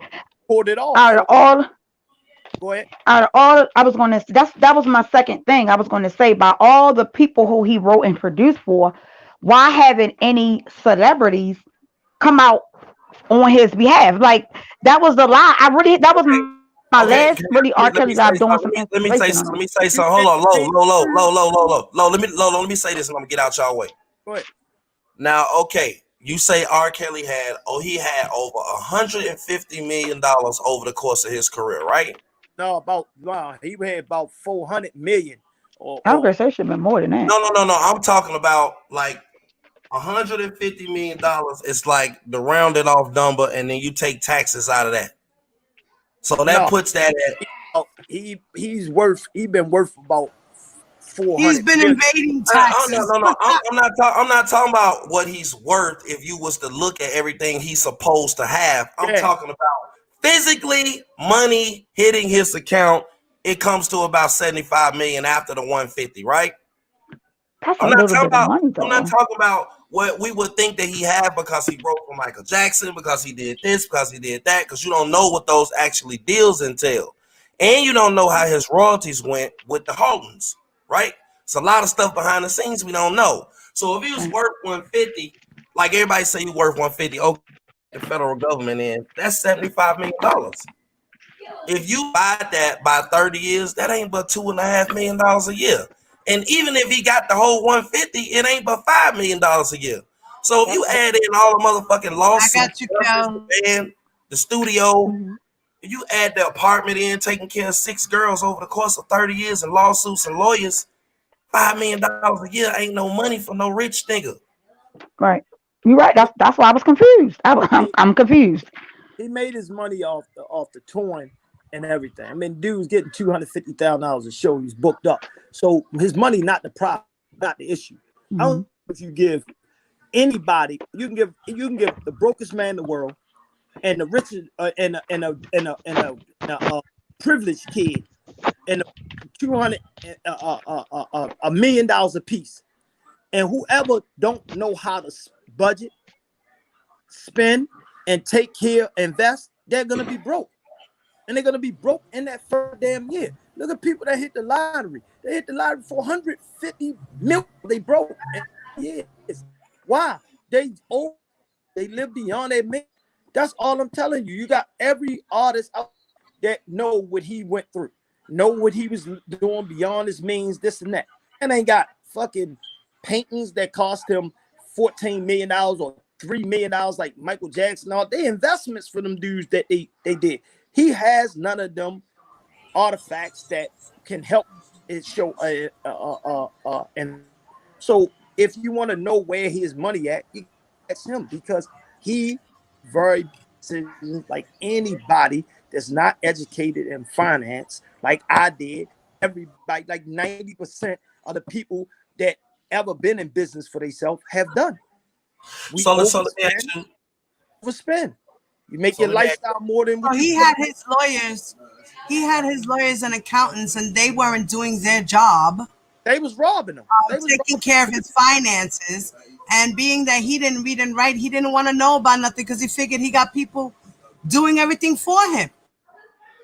I mean, you know nothing because Legally you lying, had your that shit own, a lie. you had Legally your lying. own little Oh, he world. girl. Them Nigga ain't to- get no motherfucking.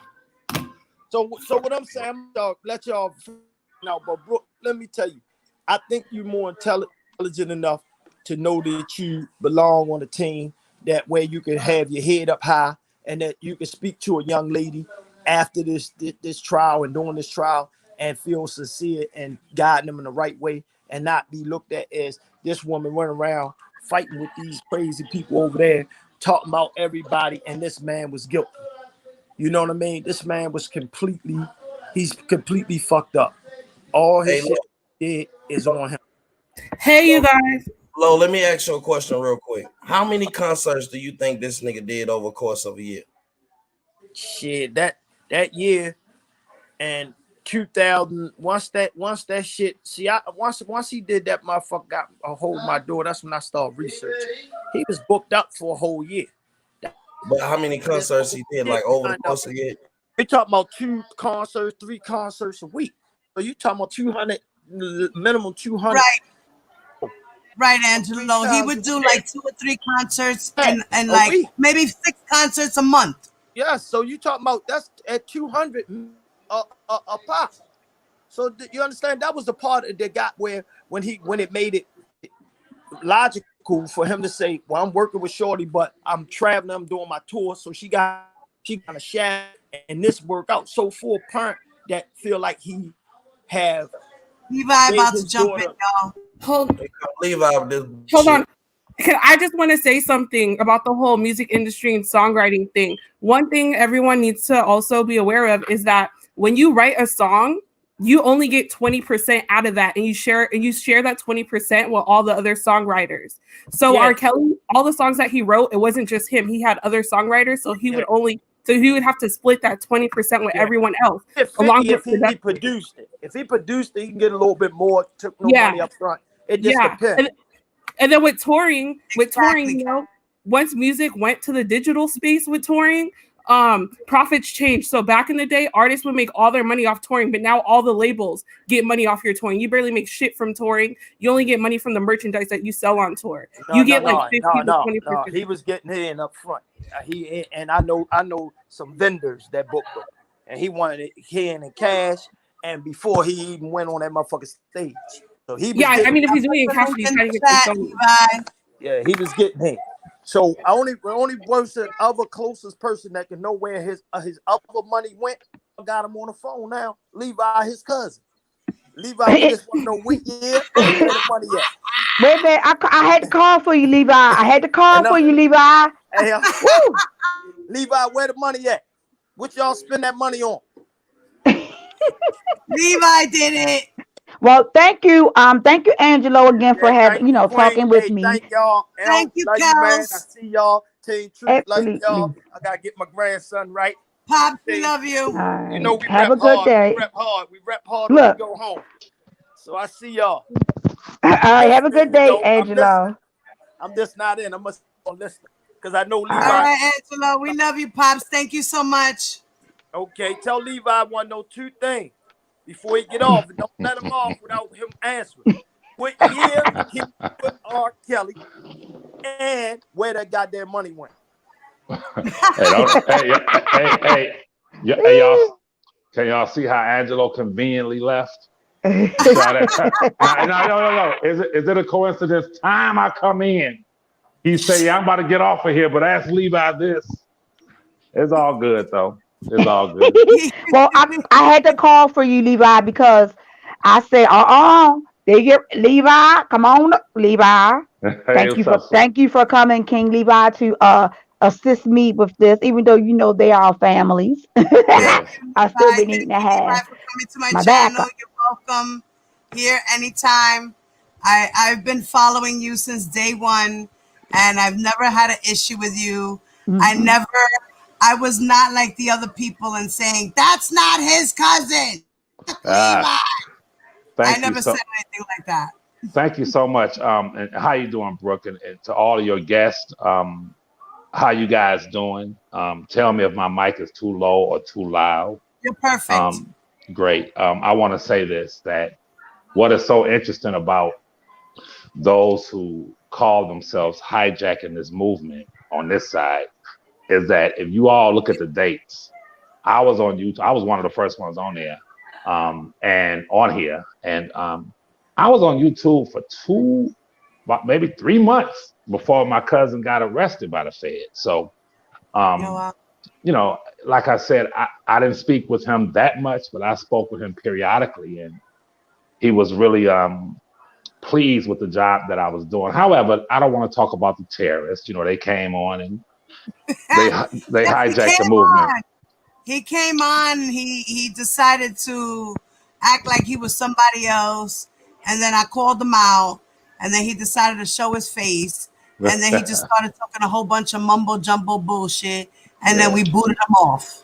Yeah, it's sad though. It's sad, but however, let me say this: that I was listening to the conversation as it relates to my cousin's finances, and I want to make 2 points. One is that my cousin has always ran with a circus. A lot. I mean, he from day one, like he would. It was like a revolving door. He was always with a lot of people, and he even himself in the beginning, he admitted that back then he spent over $1 million on just feeding people and drinks and this and that, close to $2 million in 1 year. However, also I want to say this because it's very important, and that is this. I was listening to you guys' conversation as it relates to his finances and his lifestyle even. And I will say that in order to really put it into its proper perspective, we must understand that when my cousin signed his record deal, when he came on the scene musically, everybody was getting jerked. I think we make a mistake most people make a mistake of looking at how entrepreneurial most artists are now, comparing my cousin to that. Now, I'm not saying that he could have not redirected his ways and done things a much better way, but I just want you guys to keep in mind that now we live in a time where a person doesn't even need a record deal. If a person is talented, and nowadays they don't have to be talented, they get a buzz going. You take a Tekashi 6ix9ine. Tekashi 6ix9ine has made more money than damn near every rapper. He's made more money than most rappers from back in the day, with the exception of Jay-Z, Diddy, and a few others. Tekashi 6ix9ine has made, think about this, Tekashi 6ix9ine in rap has made more money than Tupac Shakur did. You follow me? He did a lot of streaming and underground shit. There you go. So I don't want to keep talking a long time. I just want to say this, then I'll listen. You have to keep two things in mind. For one, everybody was getting jerked on their contracts back then. And for two, I just wish, and I ask all of you to do this, when you speak of my cousin, you speak of these cases, and you speak of his lifestyle, and you speak of his finances, let's not look at it from the average layperson's perspective. Let's not look at it as if it's Larry or if it's me. Yes, he's had a lot of women, I say teenage adults and women, around him. He openly admitted to living with several women at one time. His lifestyle is just different from the average person's lifestyle. And I'll say this, if 12 of those jurors were members of the record industry, they would understand. because they know how it goes. That's absent of the accusations of dealing with children. But I'll be quiet and listen to you guys. Right. Now, I think that yes, he has had his money mismanaged by his own management, as well as his own handlers. You know, he's done. They say that he gives credit cards to certain people and say, "Look, go to." He's actually said it that he's done giving his credit cards to so and so to do whatever they have to do to give it to whoever they have to give it to, or buy whatever they have to buy for whomever. So yes, he's spending his money unwisely, and then his money is being mismanaged by his management, and then he's getting duped by his contracts. So yeah, at the end of the day, if he would have gotten the help that was necessary and the right kind of people around him, he probably would be better off. Let me say something. He had no intentions of doing any of those things. The IRS was going to take anything that came from a company because he owed taxes. So Right. any way he got paid, it had to be in cash. If you look at the New York outline of all the companies that had subpoenaed, car companies and other companies. Yeah, you see all the names of different companies? That's crazy. Those are people that he was putting money through their companies, and if he needed money, he would go there to get it, because you got to understand, he had them girls there, but he didn't trust them. Right. Like a girl, he couldn't be at the studio and have $2 million in the goddamn bedroom. You know what I mean? So he had to put his money somewhere, and he didn't trust his friends.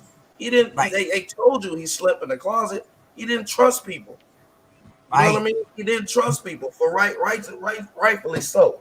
But at the same time, don't let Levi come over here and try to finesse y'all with all this my cousin money and shit. I don't care about that money, nigga. Well, real quick, right? Because I want to. Well, one of the questions, just to be honest, like when I did do that interview, not the interview, when I did do, what is it called? Like when I literally went in and was asking, like why isn't that a lot of the other celebrities who I know for a fact he have at least made 10 people millionaires. Why haven't any of them just step up and say, hey, just people step up and say, hey, he's not that bad of a person. That's the part that I honestly just can't get over, because Mom, you want to know why? Because I a just lot don't of get people that. don't want to get that deep involved because of their own careers. And then a lot of them don't want to say anything and know a lot. I agree. I'm sure a lot of people know a lot.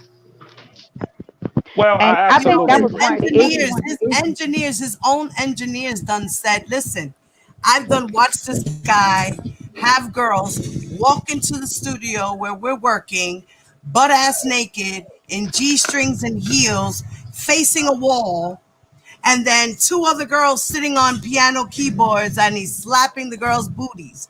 They've done said that he's done walked into a room with his penis hanging out, jerking off in front of everybody, and everybody's like, okay, that's just R. Kelly being R. Kelly. It's okay. There's these things that are out there. Like, has nobody ever spoken about these things? Like, what is I haven't seen it. I haven't seen it. Like a lot of stuff you have said, that you have said on here was my first time hearing it. I'll lie to you This not. how you find it, bro. Brooke, this way you go. You go to Google and you put R. Kelly in the search engine, and it's gonna take you to Wikipedia. As you go down through the Wikipedia, anything that comes up on R. Kelly, like child pornography, you click on it, and every article that was ever written by him, all the way back to 1999, is gonna be on there. And if you go to it's going to be the numbers. Yep, the numbers and certain words that are going to be highlighted in blue. Exactly. And that's really how you research the case. Yeah. Because you can go back and you can look at things that was written 20 years ago, and you can reference that stuff, and you can reference that stuff, and you can to the things that's coming out now, especially for bloggers. In other words, Brooke, what he's saying is that you can go back 20 years, whatever, and look at accusations. And Larry is the kind of person, especially when it comes to my cousin. Thank you, Blade. Thank you, Blade. I was trying, Blade. Okay. I tell you what. Levi, they are accusations, yes, but Yeah, they are alleged. That's why I be needing Levi. I be needing. But he's talking about just comparing notes. You understand? Just compare notes, because we're doing back in time and we're also bringing present into his cases. They're being mixed up. Present and the past is being mixed up in all these cases. So you have to research the past to understand the history of his patterns, to then look at his up-to-date stuff and say, oh shit, they're right. There is a pattern. And all these people can't be lying. So no. Like we look. That's the technical way. All you got to do for Levi is say this. Levi, if R. Kelly is on that sex tape and it's authentic tape and they sent it to Quantico, if he's on that sex tape with Rashana Lanfan and she's 14 years old, right? If it's her on the tape, and if it's him on the tape with Geronda Pace, and I'm pretty sure other tapes will come out. If it's proof, indisputable proof that it's him on the tape with minors, where do we go from this, Levi? Like, where do we go? Let me be clear on something. If he's on the tape with That was my question. If he is on a tape with any minors, lock his ass up forever. Okay. Let's start there. Next question. And Levi has said that before, though. But Levi has said that before. Okay, what about you, Brooke? Then I'm woman enough to say, okay, then everything was right. My whole agenda is making sure that he gets a fair trial. I've already said that. Nope. Okay, so both of y'all are saying that if he's on the tapes with minors, and it's him, and it proved that it's an underage girl, that y'all joining Team Truth. No. Well, look, here's what I'm gonna do. Here's what I'm gonna do. Levi, Hold on. I got you a Team Truth hoodie. What's up? Wait a minute. If you said that if it's him on this tape and it's with minors, to lock his ass up, Brooke, you said lock him up too. That's what you said. So, what I'm saying is, if it is proven that it's him and it was a 13-year-old girl that's on that video, then I will say that I am Team Truth. If it is proven to say that. Now, hold on. Let me make sure I'm sorry. Hold on. Because he said 14-year-old pussy. Let's get that correct. It's 14-year-old. It's 14. Okay. Sorry. So hold on. Let me specify. If the person who is on that tape says that is me on that tape, and at that age I was 14 or 13 years old, then I will say that I am Team Truth. Damn it, I got you a hoodie too. I got you a hoodie, boo. And that's only being a woman. Levi, thank you, bro. What's that? I got a question for Levi and Brooke. Okay, hold on 1 second, Blake. Levi, answer this question. Go ahead. It's on you. The spotlight's on Levi. Levi, you got the flow. Levi, you there? Where you go? You got your mute on. You got your mute on, Levi. Child, Levi done went and got some Hennessy, damn it. It's too rough in here. While we wait for him to come back, let me just kind of give a little bit more with that.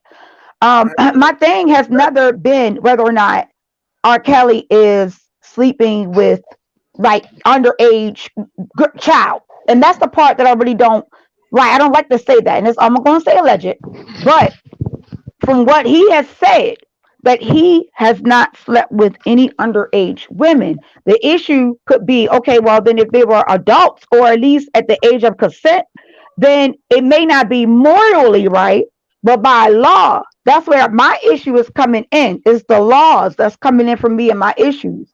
Because, and I'm just saying, for me, as I've already said, when I was that age, when I was 15, like not 15, but when I was 16, go to 17, I just could not do it. I just couldn't. I All right, so never, Brooke, what do I you just think the couldn't. law should be? You think it should be 16 and over?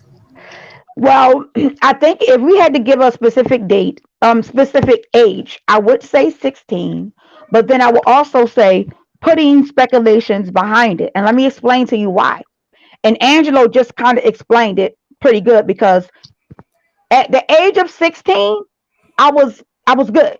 I was mentally focused. I knew what I wanted. I knew what my plans were, and I was determined to get them done. But there are some 16-year-olds who may not think in that manner. So if in law, and I'm just saying, just give me a second. If it can be proven that this person has number one dealt with some mental issues before the age of 16, or if they were having some issues, outlining issues, then that could be brought up and have a judge or jury determine that. And I say that only because from what Angelo has said, Ezra was not in a good state of mind at the time that she met R. Kelly. She had just got finished being out of a relationship. She was going through a lot. So mentally, she wasn't, from what he is saying, she wasn't prepared for that. And that is what got her in. You understand what I'm saying? Brooke, But me and okay, Ezra so are what you're two saying is, different in other people, words, though. I'm here. if the Brooke, I person Okay, got there a you is go. question not though. mentally Well, hold on. incapacitated to, if the person you're saying, if the young person is not mentally incapacitated to consent because they have mental issues or some type of disability, then you would see it as wrong. If the Not law necessarily, not at 6, necessarily, not necessarily a disability, but and okay, but so let's that's a disability, some sort of mental disability. Any sign, much as I, giving is much. I will have to disagree, but I got a question for Brooke and Levi. I'm here. Yes, ma'am. So, has been denying the marriage to a 15-year-old for decades, right or wrong? He's been saying that no. No. He's never. Wait. He's never admitted or denied the marriage itself. But let me say this. He didn't, but he allowed Aaliyah to deny it. But Well, he he said has been denying it for decades now. you can't say he denied it because he's never said no. He's always You're said, correct. You're yes, correct ma'am. because he Yes, didn't want to ma'am. do the dirty work, so he allowed Aaliyah to step up and do it. That's the way I see it. However, why did Greenberg come out of nowhere in an interview and that his own lawyer, as of recent, admitted to him being married to a 15-year-old and said that he did not know her age? But there's proven video out of his own lawyer's mouth. He said that he did not know her age. And I have the video for you. And I also have the video where R. Kelly did an interview saying that Aaliyah was 15. Now, my question to you is, why did his lawyer admit to a marriage with a minor? Yes, ma'am. And let me answer that very clearly. I met Aaliyah maybe 6 times in my life. I was older, and Aaliyah is from my city. And when my cousin would come to town, he would come to town and he would do a lot of work with the Winans. I don't know if you guys ever heard the Winans, BB Winans, CC Winans. They actually stayed in our same condo complex. The Winans did. And there was a mall right across the street from there. And I would say twice I escorted Aaliyah and her brother to that mall.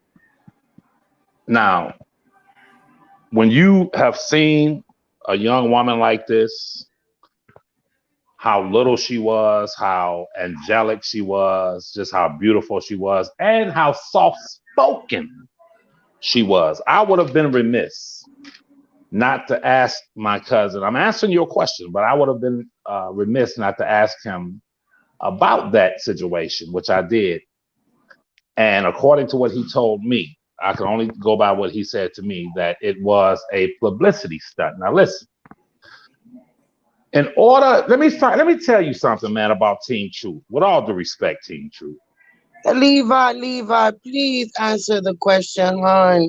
Please. Okay, ask me again and I'll answer directly. without Why qualifying. did his Aaliyah step forward? Y'all No, already but know. child, can you pass me this blunt? Cause leave out about that. See, you can't deal. Y'all You already can't. know what y'all know what y'all getting into. But y'all, you can't deal. But Y'all can't please, deal with me. You you can't know deal I with fuck me. with you and I joke with you and all that. But please, why would Greenberg? This happened around I'm up there in age. I'm in my 40s. So I know what I'm talking about. His lawyer admitted to the marriage when the whole time it's no. He's never been married to her. But Greenberg Jesus flat out Christ. admitted in an interview that he was married to Aaliyah, but he didn't know her age. Sweetheart. There comes a time in any poker game, blackjack game, there comes a time where you have to put your cards on the table. The man, listen to me, the man married Aaliyah. Okay, he married Aaliyah. I said to your audience and to you guys, when I asked him about it, he said it was a publicity stunt. And lo and behold, she did go platinum, and it was free publicity. It did catapult her career when that whole thing about R. Kelly marrying Aaliyah came out. Now, this is another thing that Larry does not want to talk about, and that is this. Oh my God, Levi. Ooh, I wish I could be next to you and pass you the honey so you could just sit there and be quiet. Y'all already be knowing what y'all I got getting a question, guys.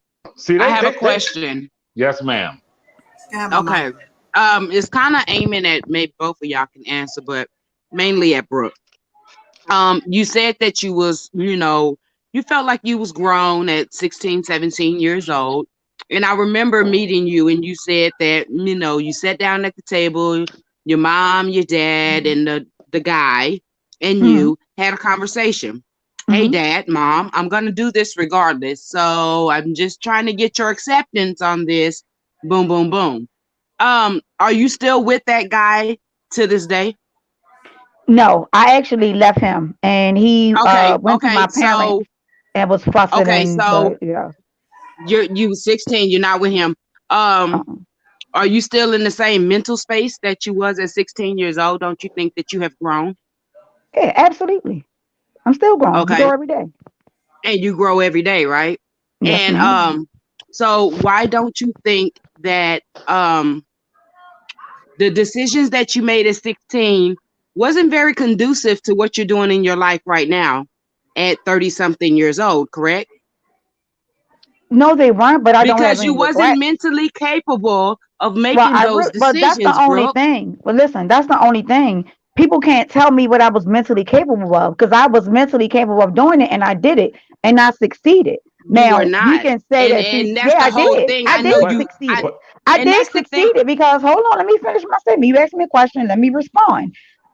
Nobody can tell me what I'm physically able to do, period. I don't care if you think you can, I don't care if you want to allude to it. Nobody can tell me where my mindset was. I don't have no regrets about anything that I've made, no decisions I've made. I decided to leave him alone. He didn't decide to leave me alone. He did not do anything out of order, and I had a conversation and I didn't demand it to my parents. I went to my parents like how I'm supposed to go to my parents with respect.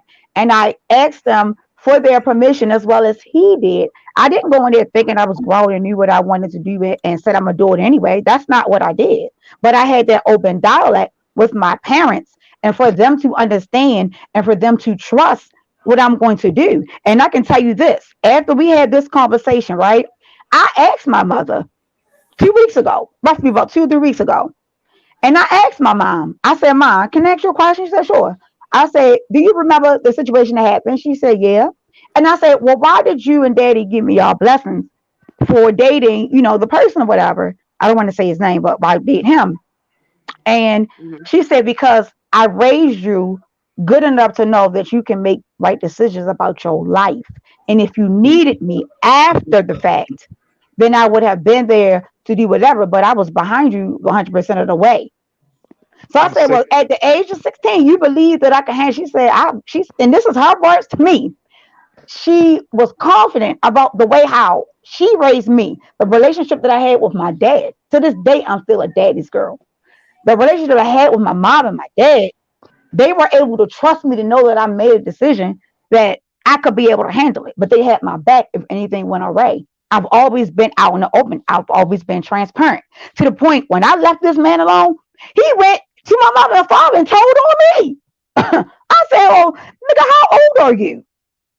But everybody is not going to be there at that age. And They're that's not. why you should not change the laws on telling someone at I 16 didn't say years I old was. that you are no. And this is what I'm saying. When she asked you, what do you think? You know what you said? Oh, it should be case by case. It So you should mean be to tell me 16. I'm that I can't have thinking. an Well, opinion, wait. but you Let can me. have an opinion to say that this not right, but I can't have an opinion to say that the age should be 16. So your opinion is more valuable than mine? Is that what you're No, saying? nobody's Oh, okay. opinion All is right, well more then that's it valuable. But then. what I'm trying to That's get you it. to understand is that the laws really shouldn't change for 16-year-olds just to be having sex with grown ass men and making decisions that sometimes mentally they are not capable of doing. Even 19-year-olds sometimes mentally are not capable of doing it, even though they are legal. Legally they And I can do it. respect your You know what I'm opinion. saying? And I And do, and so I that's why absolutely I'm trying to understand. understand, like, like it does. The thing about it is, this is an adult man, guys. This is an adult man. The only person that could make the right and legal decision about everything that happened was him. And he didn't make it. But everybody want to make excuses and say that it's injustice. What it's not you saying that it's double Thank you. I'm glad jeopardy you and said things that. like I'm this. You glad know you what I'm said that. saying? But at the end of the day, there is what's the injustice? I'm not understanding where the injustice comes from. Well, Please let me explain to me tell where the you. injustice in Robert Okay. Sylvester Kelly's case is, not black men in general, his case. Okay. All right. So let me tell you why I don't think that it was a crime, because of my situation. I felt at my age. I said that. I've said that. I don't know why nobody cares. I don't think that that's a crime. And listen to this. I'm glad that you guys are here, because even after this goes away and is said and done, it is still going to be young girls who will then need all of us. I'm not saying what you're saying is not correct. So, I'm bro, not saying and how you feel, you shouldn't feel that way. But what I'm saying is how I feel is how I feel. I respect your opinion, and I'm not going to say that my opinion is better than yours or yours are better than mine. Those are just that, opinions. So, Brooke, let me ask you a question. In totality of everything that you heard for 30 years, do you think that equates to what you went through? Wait, man, break that down. I don't know what you mean by that. About? What do you mean? You talking about what I'm talking about? Yeah, like what you heard. What you I mean, mean? listen, Larry, let me say this real quick with all due You respect. cut me off. I wasn't finished, bro. Okay, Yes, what sir. is written? Yes, Like what? What I'm saying is, okay, Oh Levi, you want boy, me to this get is technical? beautiful. Okay.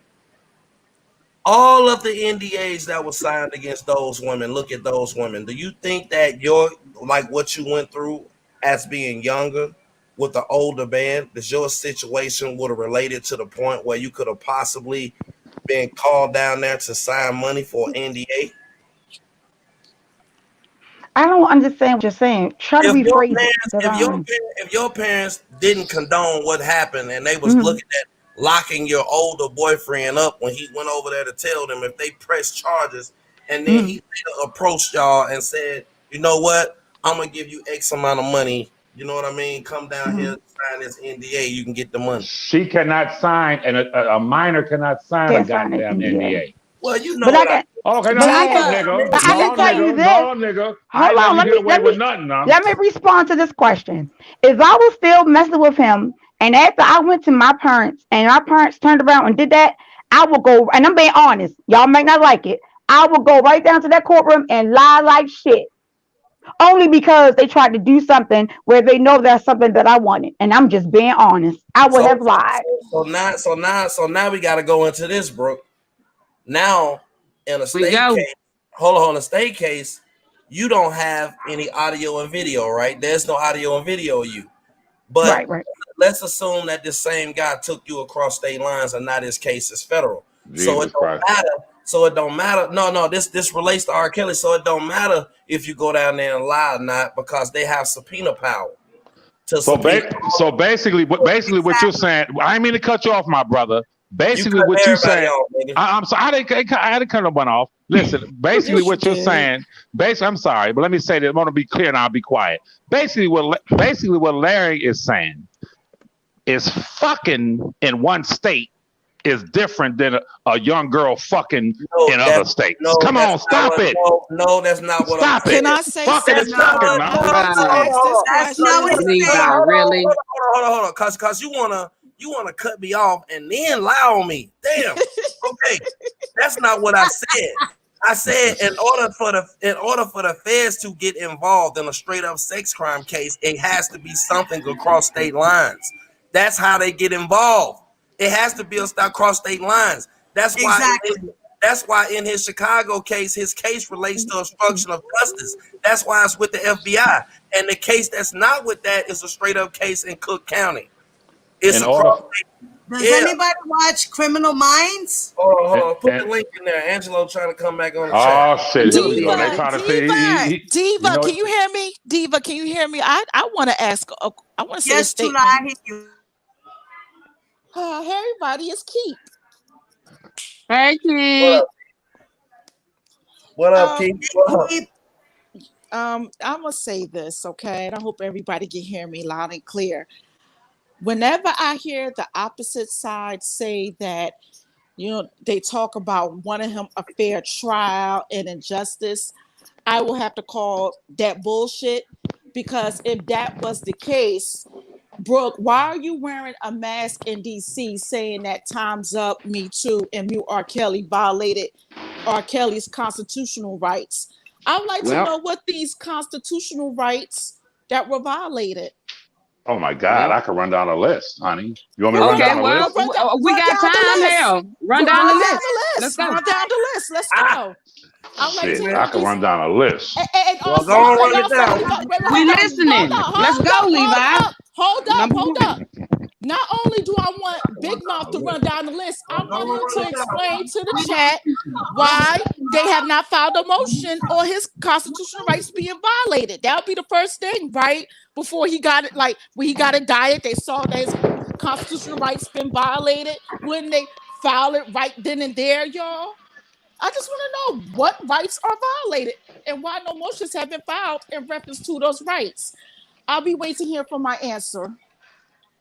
Yes, ma'am. First of all, if we're going to rely on his attorneys' inaptness or their motions or their constitutional rights, sir. No. Number one. You can never.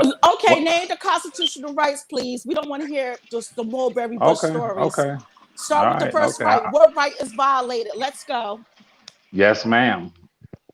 From the beginning, Larry talked about crossing state lines. I'm asking about what right. Can I give you the list? Can I give you the damn list?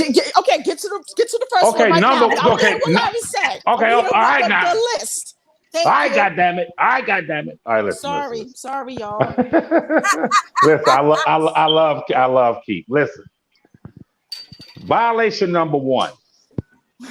You have never, Keith, can I answer the question now? I didn't say nothing. Oh my God. See, Keith is used to the ignorant guys over there with eating chicken and ignorant and threatening people and shit. I talk intelligent, goddammit. Listen. For one, you ain't never in your. Let's talk about the feds for an example. Can we get to the first constitutional right that you was about to say, let me sir, run down please? the list. The first constitutional right was that the feds brought an investigation based on a docuseries, not based on. What right does that violate? It violates due process in the sense that the feds did not launch an investigation. How does his due process? Can I explain it to you? Define due process. Okay. I'll let you speak. Then let me speak. Define Go due ahead. process. Okay. Due process is like a chain of command. Listen to me. Due process means If someone is listen, you gotta listen, Keith. You can't have a short attention span and let's deal with me. I'm an intelligent man. Listen, and Angelo will attest to this. We ain't asked for the meaning. We know the meaning.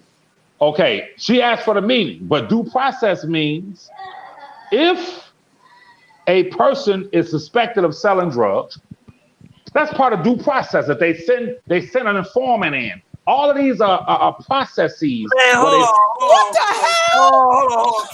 Cap. Let me explain. No. I'm finna go back in the chat because this nigga tripping, bro. No.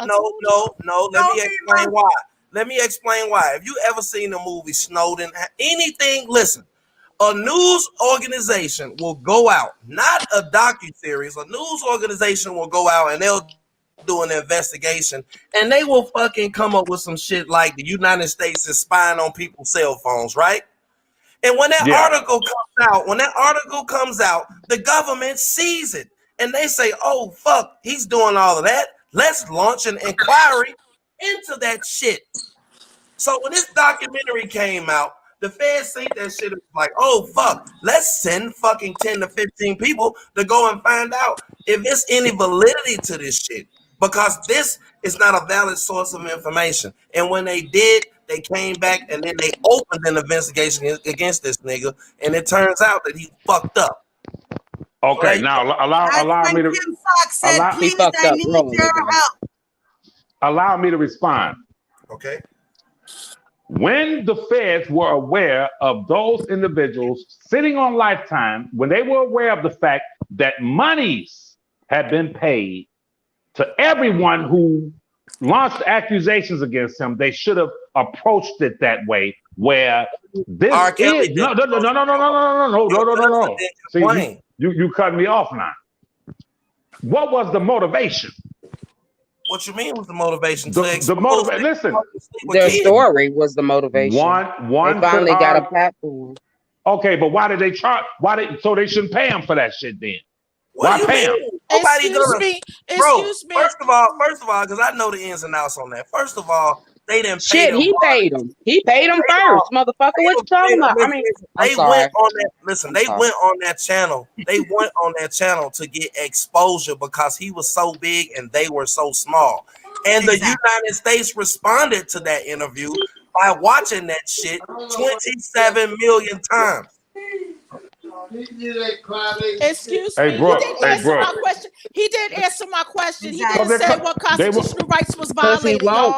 They won't allow me to process my thoughts. And listen, I pulled the. Bruh, your thoughts take 20 minutes for one constitutional injustice. Like, come on. We just want to know what is Man, y'all give your boy a bad time. Let Levi have the floor. Levi, No. Yes, let Levi let us know what you process. No. Levi, please go take a shot, Levi. Mute Levi. Angela want to mute Levi now. Mute Levi. Okay, go ahead. Levi, go take your Henny shot real quick. We're not gonna let Levi keep getting the floor, dodging all these questions. Listen, Levi. No, Angela, we got this. We need him to answer Keith's question. He can't. Yes, skip that's answer Keith's question. He's dodging it. I'm not. Listen, I pulled it up on the computer. I'm sitting in front of my computer. Listen, you went to give us the meaning. You went to give. I'm looking at it. Go ahead, you went to give us the meaning. Answer Keith. Ask him the question one more time. If he don't answer it, that's it. We know what time it is. What is due process? Because I'm looking at it on the screen. I'm looking at the definition. Okay, remember, I want you to understand before you even answer that question. Pretend that I'm a reporter that you're trying to spread your message to, but you don't got time to look up your phone. You should be already automatically just get up in your head. Oh no, how is this due process is being violated? Why don't you do that? Hey, listen, y'all ain't gonna do me like y'all doing my cousin. Goddamn it, y'all gonna let me speak now. Listen. We ain't doing your cousin no way. I'm not doing nothing. We ain't doing your cousin no way. I was joking. Listen, I wanted to define it. Due process is defined. Google it. It says fair treatment through the normal judicial system, especially as a citizen's entitlement. That's the definition right there now. So what is he Right. not getting Okay, entitled? so how's his due process violated? Explain I was specifics. running down the list, but if you want me to just, it's No, like you I'm got on. Listen, let me give you the list. Hey, This is go. I'm just giving the We'll come list. back I'm not. next week. So Okay, no, next no. question, Listen, because you Y'all have I'm allow not him going. give him an opportunity. Give him the Hey Keith, opportunity. let me give you. He got a valid point. That's what y'all everybody miss. Listen, Thank you. you have a valid point with what you're saying. If they would, when you said everybody was getting paid to say something, right? It is a small window, adjust in that because you shouldn't be paid for your story, right? That's what you're trying to get at, right? Yes, sir. Yes, sir. Okay, well, none of them paid for their story. That's why his lawyers could not investigate Lifetime to say they was paid for their story. And See, there what it you is. can do in the film business, There you it is. can be accommodated for pictures, for videos, for text messages, for other things that has to do with building up your facts about your story. So if you really want to know, the ops need to really know when they run around saying a check. The check was from real hard evidence that put them with this man when they said a story on tape and gave them credibility for their lawyers to oversee and say, "Oh, we got enough. Yeah, that's enough credibility to show that she, even if she lied about something, this was right here is true. Here go everything." So if you want to know what people get paid for, they get paid for other things, nothing to do with their goddamn story, bro. They don't let anybody come on there and tell their story. Ask Dana. Dana would have been on there. They Let don't me ask you a question. Let me ask you a question. when Let me you ask you a have question. no credit, you can't be on it. You have no credit, you get dismissed. That's why Cash didn't make it. That's why all other people with the stories that said, "Oh, they was gonna be on there," but they seen your story was shit. And they disregarded you and said, "Nah, we ain't gonna work with you," or whatever it is. Okay. So now hold on. So giving you back to this payment. Where do y'all think this payment or what Lifetime did? Lifetime didn't do anything for these black and Spanish young queens. No different than Lifetime did for the Caucasian Harvey Weinstein story, the goddamn Epstein story, the anything. Guess what their lawyers ain't hollering? Guess what they fans ain't hollering? They don't have due process. You know what they know? They know the goddamn law. And they ain't gonna sit here and fabricate no shit for a man that's sitting there with multi victims saying, "This happened to me. Oh, that happened to me." And all their fucking stories the same, and none of these girls know each other. It makes sense. You was with them. Levi, that's your cousin. You been around them. You watched the parties. You was seeing And them. how long were you supposed to wait on a motherfucking Lifetime check? I'm trying to figure it out. Shit. Back up now. What you mean I was with him? What you mean now? I mean, you said you was with him, right? I don't know what he was in the video. But what I do know is he been doing it a long time. So whatever year you was with him, he was continuing doing what he do. Doing what, Angelo? You tell Sleeping with. me. Okay. Inappropriate with young kids.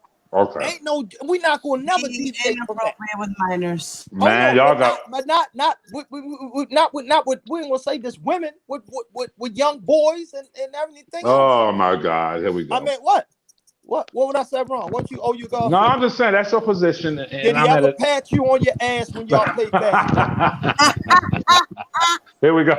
I'm just Here we asking. go. There's videotape apparently, allegedly, with him doing the do with minors, as well as him even getting or doing head. How about that one? He married Aaliyah. He married Aaliyah. All I'm saying is you can't. Y'all saying something. Keith has a beautiful point. Her question was impeccable. None of y'all would never answer that. Okay, I'm about to answer. Shorty, and he can't answer that. But they made. I want to answer everything. They made a whole parade behind it, and you've been justifying the same. I want to answer everything. You even made Larry the goddamn federal investigation. Because you went, your whole answer was Larry said. Larry ain't got nothing to do with that. No, what I said was that Larry has a methodology that I understand. And that methodology is to put the cart before the horse. Larry, his whole methodology is the presumption.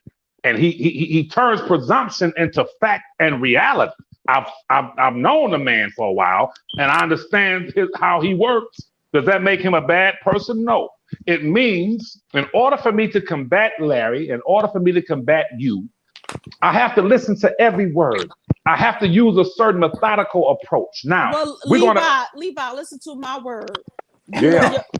You know your Thank cousin you is for guilty. giving Larry that much credit, Levi. Yes. Oh, Larry's Levi, no thank you for Larry's no giving him joke. that much credit. Larry's the All bomb. Larry, listen, Thank all you. Larry We did, really do, cuz all they got Larry did, nothing to do with Larry. all Larry Okay, we did have was our own repeated. mind. Listen We to have this. our Listen to own this. chip on our shoulders. They got nothing to do with Larry. So Listen, thank you for giving him all he all did was, all Larry did was break it down so that y'all could understand. Everybody on Team Truth, we was already on the same page. See, that's how we work as collective as a whole. That's Everybody right. pitch in and get to the bottom. So Larry just put it out to help y'all out because y'all was missing a lot of things. You know what you know what I did, Levi, so you understand? I placed every victim at the scene of the crime. There's not one girl in this whole equation that I cannot place with R. Kelly. Do you know that? Yeah, I understand that, brother. All of them, all the kids was placed at the appropriate No, time you got on the scene of the crime. you got some that don't nobody And in even know some about cases, yet. the dildo was the weapon. Listen, Listen, listen now. Levi, See, Levi, every time. are you, Go ahead, brother. what is the percentage of you being on one of them tapes? Zero. Oh, damn. I thought the tapes He didn't answered exist, that Levi. question No, with the listen. Let quickness. me be clear on That's something. Hey, Levi, I gotta jump appreciate now. that, brother. You see how quick he answered that question, right? Man, look Levi, at here. But he can't answer yours. Levi, I'm trying to go ahead. Levi, Yes. you know R. Kelly is guilty. Oh That's my why God. you over here. Because That's it. Listen, I'm gonna tell you why I'm over here, man. I'm gonna be honest with y'all. The reason why I even engaged in the debates, you got to understand something about me. I understand that if I were over there doing what they're doing, calling Azrael names, which I would never do, attacking these young ladies, listen, y'all have to understand something, man. When I first came on the scene advocating for my cousin, I was getting an average of 50 to 40,000 views. When these people came on the scene, nobody watches this R. Kelly shit. No one gives a fuck about anyone advocating for him. But I came on the scene with who I am to offer a more decent, which that's who I am, perspective, because my thinking was and is, if people can see that his cousin is a stand-up, decent guy, maybe they will at least lean a little bit his way, for one. For two, I understand Angelo's passion, how he feels that's his baby. I understand Larry the grown man. But at the same time, I cannot sit and play chess with them, being emotional. Larry is a genius. I'm telling y'all. No. Listen now. Let me tell you something. Y'all don't even understand. Larry the man. Larry's a fucking He's genius. the man. He's a genius. Say it out loud. He's a genius at disarming people.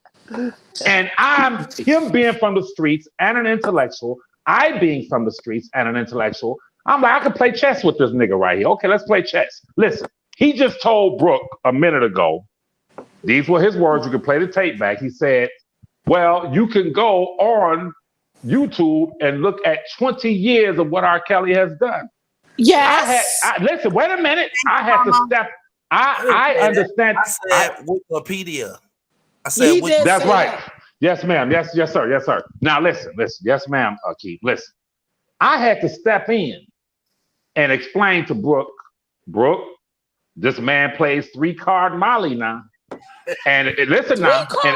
But that's what he plays. Oh yeah. He's good at it. He's good at it. He told that to go do research. That's not nobody trying to play Jedi mind tricks. He said to go do real research. Keith, listen. The difference between them and us, Larry has direct access to somebody who chased this man down. That's right. And somebody that was there. Y'all have Exactly. no ass to nobody that's telling y'all they was there. Y'all not have one person that admit the truth to y'all about shit.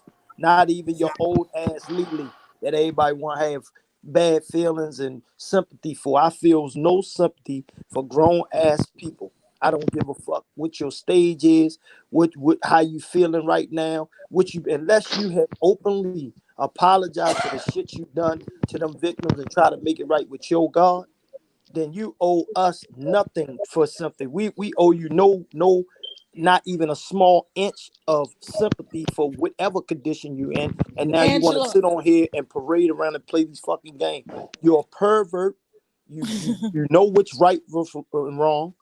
Until y'all ready to explain Levi, the cousin of R. Kelly, why he don't have a goddamn relationship with his own kids. Because guess what? If he was spending more time with his kids, he wouldn't have had no motherfucking time for my daughter and these other goddamn parents that lost their child for the last 4.5 years. Facts, Because true and actual if you facts. think that his daughters, your little cousins, didn't want to go and spend time with their dad, go travel the world, be on fucking red carpet. That she did a TV show, so she was already wanting to be in the light. So y'all don't want to talk about none of the obvious shit that makes sense. And Can I ask you a the question? girl is the same Angela, can I goddamn say age. this, Hold on. please? And she's the same age as my daughter. So he has no goddamn excuse. So tell me why, unless y'all ready to talk about the real shit. Can I ask you a Angela, question? wait a minute. Can I say this? Let me Go ahead, let me Keith. say Go ahead. this. Let me tell you why I said what I said about Levi knowing his cousin's guilty. I am not just speaking on him, but everybody else that wants to always come and challenge Team Truth. They go on the Larry chats talking about a whole bunch of nonsense that don't got nothing to do with the case. It's because they know we're speaking the truth. They know we can back our shit up with facts. We back it up with true and actual facts. We pull the articles. We pull the court documents. I told Diva, just play the video. Greenberg did say it out of his own mouth. The thing is, he recanted that statement. I can play the video after. Yes, he recanted that statement because everybody pulled up that clip from the Born into the 90s documentary when he said that Aaliyah, this is 14-year-old Aaliyah. Everybody backing up. So the thing is, I could sleep well at night. I know R. Kelly's not getting out of jail. I just can't wait for them to say guilty. And I see everybody on YouTube crying and praying and doing all this other crazy shit that they be saying. So that's what I'm waiting for. Sister Keep, let me say this to you. It's so sad. What's so sad? Let me tell you what's so sad. It is so sad that a lot of the vitriol, a lot of the hatred that Team Truth and those on that side, on your side, have for my cousin, a lot of it, and I think Angelo would agree with this, it was brought on, it was brought on by these imposters, these people on this side. They will make you, goddamn, let me say this, man. They will make you hate R. Kelly. How they get down, what they do. I don't think so. You too. Levi, you make us feel that way too. So I don't understand. How is that? How is that? Am I disrespectful? Am I vile in my speech? Do I attack women? Have I ever attacked the sister Azriel, the young sister, or Joycelyn? Or have you looked on Levi for Kelly and ever seen me attacking those young alleged victims? Have you ever seen me carry myself like that? Levi, why would I make you feel that way? Levi, I can't agree with you with that first before Keith answers. Because this is why, right? This is what I'm going to go back to this again. The reason Team Truth was built so strong is because they had people who were actually involved directly with this. They was getting day-to-day plays and week-to-week updates from the horse's mouth. Always till my daughter came home and spoke a little bit here, and different people in Team Truth had the opportunity to speak to her and find out some other things and this and that. So that's the difference you keep missing. We could give two shits about how y'all think y'all rub people feathers. I mean, it's common nature of a human being that if somebody attack you, you're gonna attack back. That's just easy. That's an easy thing. You walk to a stranger and pick a argument. That's easy. Motherfuckers argue over sports. That's nothing. You talk about a personal. Nobody have a personal hate. People have a personal understanding of how wrong of the fucking abuse and the shit that your cousin did to all these minors. And you talking to a bunch of queens that was, some of them was molested, some of them was taken advantage of, some of them understand what it is to be manipulated by an older dude and the life fucked up. Do you know you got kids that are a prostitute in the street at 13 and 14 from fucking with an older dude who then turned them out into the streets and now they fucking addicts? Do you understand that? So this is bigger than just y'all looking at a limelight of some fucking fucking millionaire bum, because he's a broke millionaire, because his man broke. When I tell y'all that, let's elaborate that so they can understand that. But broke millionaire is a motherfucker who can never understand his own fortune because he thinks like a goddamn broke man. And that's where his fucking failure was. Because if he thought like a rich man, he would travel the world and got whatever the finest women he wanted of age and dated them, married them, and did whatever the fuck he wanted. So went back to our team. We're intelligent enough to investigate. You know how much I went through to build the team, them trusting what I say, because I had to tell them everything that they had doubts about. They asked me. And I had to provide. I provided proof. I showed them the fact, because it's no phony with me. And it's no phony with other parents may have made different mistakes during their way of getting here. But this shit is more than a YouTube, bro. This is real fucking life. Thank you for your honesty. Really tried to burn down my motherfucking house. It's real life, bro. Like, to the point where I don't give a fuck what the YouTubers say or none of this. When people insert themselves to something to this degree, you gotta ask yourself, is it fucking worth it?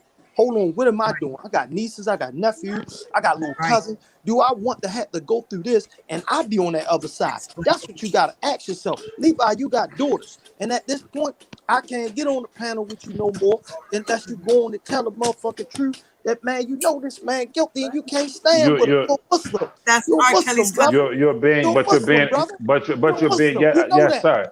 But you're being inconsiderate of Levi, and I've never been inconsiderate. Listen, let me talk. Let me say this for a minute. Okay, I take that. No, that's cool. It's cool. But let me say this. Because we know him. You're being. Let me say this, y'all. You're being inconsiderate. I'm about to reveal something that no one has ever heard. You're being inconsiderate of Levi, and Levi has never been inconsiderate of you, your family, or Larry. Listen, I want you to tell the people. We going months and months and months back. We about a year in. Yes, sir, or longer. But let me say this. I want you to tell the people if I'm lying, that some of the conversations that we have had. I'm happy for him. It's annoying. I'll wait.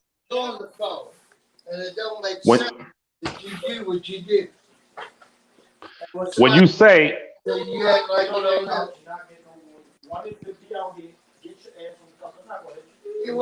somebody, don't get up and don't get up. He's on there with his mother. I know. And then went in the room. He want to fly back. He's gonna fly back tomorrow. Go ahead, brother. Yes, sir. I want you to tell the people. Let the people know who are listening if I'm telling the truth or if I'm lying. When you talk about lives being affected, and you go months and months back. Tell me I'm lying. I've had conversations with you and Larry, and you all have presented certain evidentiary pieces of information where I have sat and told two grown men, you know what? I'm going to get off the phone while I was in tears. I have cried. Is that true? Yes. No, listen. Let me clarify so you don't look. They don't conceive what I put out. So listen, what I'm telling you about Levi is probably Levi is one of the most passionate guys that probably we met through this of understanding. When I say passion, because he's passionate to his cause of fighting for his cousin. because whatever their love, whatever their relationship was, could have been great. He could not know this. He may have not know that. The man was a genius at manipulating all his staff and people around him. So I get that. That's easy. You always been considerate about the victims. You always spoke highly about the victims, and you always been compassionate to the abuse that the victims got, and I appreciate that. So I'm never going to do that. But what I'm telling you is, we at fourth quarter now. It ain't no turning back. Yes, sir. At this point, I'd rather you walk away with your dignity as a man that's highly respected on these YouTube streets. Forget that small percentage that's gonna look at you crazy and say this because you don't deal with them no way. You don't deal with them no way. I guarantee you have had more intellectual conversation, personal conversation with me and L than you ever did with any of them, despite what they think. Besides some of the closest people, and guess what? We always respected each other as men. We all respected each other family as family, and so on. And we'll never change that. So in your defense, you have been 100%. In my deepest truth, I believe that you already know what it is, and I feel you that you can't openly say it. So you're gonna ride it the best way you can, but you don't defend everything. You're very compassionate to the truth, and I get it. But but with you not announcing it, it makes it hard for somebody like Brooke to get it, or this Yes, person sir. want to cross over to get it, because Yes, they sir. fought and they got caught up, but nobody want to walk away and humiliate and say I did this shit and this nigga was wrong. Nah, let's get out of this shit and support these young ladies that need women like Brooke, that need kings like yourself to look up to and say, man, we got a fighting chance at being saved. We got a fighting chance now of being redeemed as women and queens again, because now we got people standing up for us. Why should Yes, sir. our black young ladies go through this humiliated shit on YouTube to this level of fucking disgrace? And Yes, sir. nobody What's else up, did it. Dana? And we had Yes, 5 sir. cases. We had 5 white cases that happened, and you never heard. None of us right now could probably identify one of them white victims right fucking now, unless they was a damn movie star. Because you know why? They support the victims, bro. Yes, sir. We sit here and bash every goddamn thing that look like us, all the way to the end. It gotta be Yes, a lie. sir. How come? Why he just can't be a fucked up genius? Yes, sir. I Why understand he what you're just saying. can't be the fucked up music genius? I Well, he understand what you're can't be that. saying. If the fucking Jews sat there and turned their back on something that's a cash cow for them, then don't y'all think it's something had to be really wrong at this point, that they can't even protect them no more? That they walked Yes, sir. away from them, they make it about money. They don't need his fucking money. They already own him. People keep talking about they don't give a fuck about giving him back his shit. They made billions off this man. They don't give a fuck about what he gonna get now. They don't want nothing that's gonna come back to their ass, that's gonna cause them to get some of that money they made off of him to go back into these young black families, or these young black victims' lives, man. Yes, sir. Nobody want to stand by these young black girls, but yet we marching around for Black Lives Matter, for change for these young girls, but nobody is fucking standing up for these young fucking victims, man. They should be Yes, getting sir. awards right now from our own communities. We can't even get fucking rappers to stand up and say nothing. We can't even get the people that they idolize, that they spend their money on, that they do their downloads, still supporting rappers who won't even speak in their fucking behalf, bro. Like, Exactly. we Yes, are the sir. example, bro. We the Yes, example. We sir. the ones Yes, that sir. keep the fucking yeast going, because nobody want to be the one that stand up and say, you know what? I can't do this.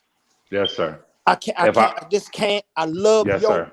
I love him to death, but I can't do it. You know why Yes, I sir. feel so strong for James Mason? Because he told a man in his face, nigga, this shit is wrong. When he found out after months and months and months not seeing my daughter, and he finally saw, he said, oh no, I can't be a part of this. So Yes, whatever sir. reason he was already leaving, he left. Yes, And sir. after that, all his conversations was, yo, get that man his daughter back. Yes, Yo, sir. let that girl go home. You And damn that right. man hated him for that. But he Yes, stood sir. for what he did because he got his own children. And he had to look at it as a man. So I gotta stand for a man. That's why I had to stand and break a bond with somebody I looked at like a little brother. Looked at him like a little brother. But I had to break my ties with him over that because I can't stand for a man to be fucked up in a situation and Yeah. he had nothing to do but good heart fighting for us. The same way I wouldn't let you fall for none of this shit after months and years of us talking and you sitting there off the record and talking and expressing how much you respect my family, my daughter, and this and that. And that's what Are you guys there? respects you for that. And that's the respect that I I'm give, still man. here. Yes, sir. Yes, sir. And let me That's the respond. respect I give. Yes, sir. If I may respond. You know, what y'all have to understand, I would ask y'all to understand this part. As these trials approach, especially the Chicago state case, do you all understand? And I'm talking to Brooke. I hope Brooke is still here. I'm speaking to Brooke. Gone, puppy. Yeah, but she's probably listening. I want to say this because Angelo said something that I understand. I understood what he was saying, and it's in Islam and Christianity. When you stand for what is wrong while pretending to be for what is right, it's called stumbling. You stumble a person. This is about truth and justice. Now, a lot of y'all don't know this. I never seen the first tape.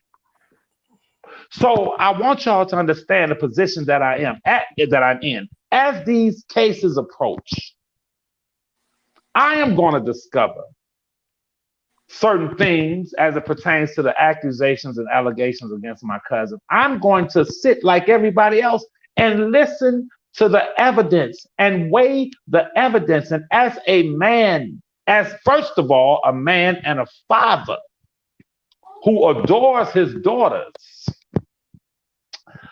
I would be less than a fucking man. I would not be fit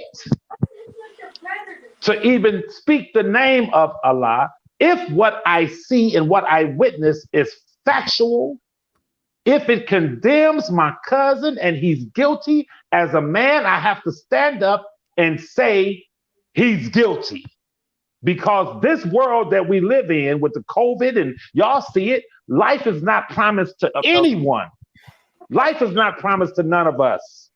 But one thing that Allah has promised all of us is the hereafter, if we err on the side of righteousness. So I want to say to the brother Angelo that he never offends me, but the only time he offends me is when he say y'all, when he's referring to them bastards on over there who are calling women bitches and dog head bitches. When I know he doesn't do it intentionally, but when he say y'all, don't ever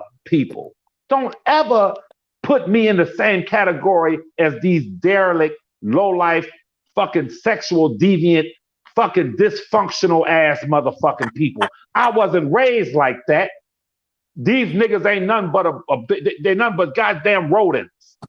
I come on here to respect Angelo, his family, Larry, his family, and each and every one of you. But I'm only concerned with the legal aspects of what my cousin is charged with. I don't know how many times I can say it.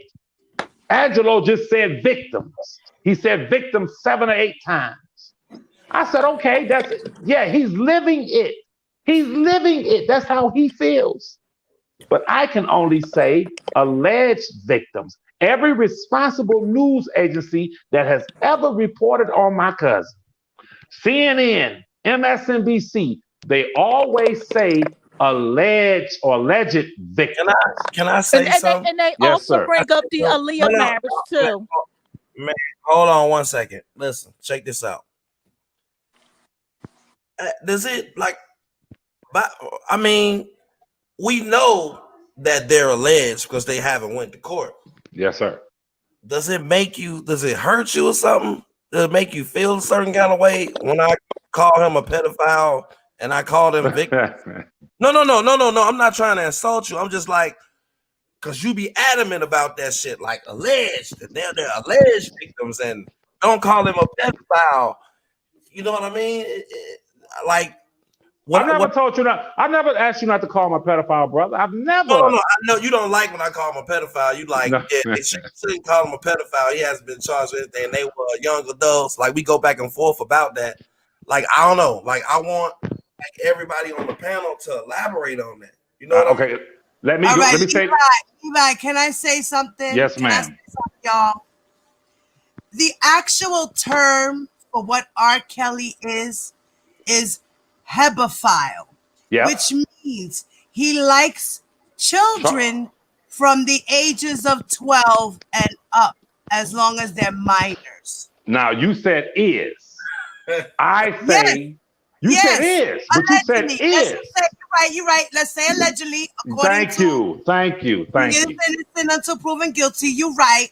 But the proper term is hebephile. Thank you, dear sister. And I love that because that's all I try to do is make sure that everything is correct, just like in a courtroom. That's all I try to do. Now listen, Larry talked about not Larry, someone talked about that 14-year-old PUS, PU. That 14, give me this 14 PU. Now listen. I saw that tape. Okay, now listen to this. If you remember Faith Rogers, she said when she first hooked up with him, he said, how old are you? And I think she was 19. Correct me if I'm wrong. Yes. And listen, he said, according to her, well, if you're younger than 19, you could tell daddy. That's what she said. I'm telling you what she said.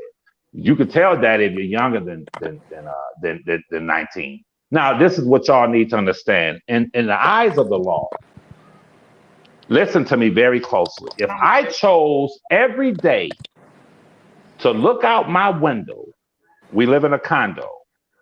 If I chose to look out my window at school time, if I chose to do this and fantasize about 13, 14, 15, 16-year-old girls, go look it up now. It is no violation of the law. It is not illegal for a man to fantasize about sleeping with children. Oh is my it God. right? Oh, go Google it. I can show it to you right now. I studied all of this. You know what? It's still a violation. That is a sign of someone who is sick. There you go. Sweetheart. It's not a Oh offense my God. yet. It's not offense yet, but it's a sickness. Yeah, listen. A sickness that's predatory and also often leads to them trying to fulfill that sick fantasy. Okay, now exactly. Men, you've heard of this before. Men who dress in women's clothes and have sex with their wives, is that a sickness? No, it's not. No, it's not. Hold on. A man. It could be, listen. It could be role play. It could be a sickness.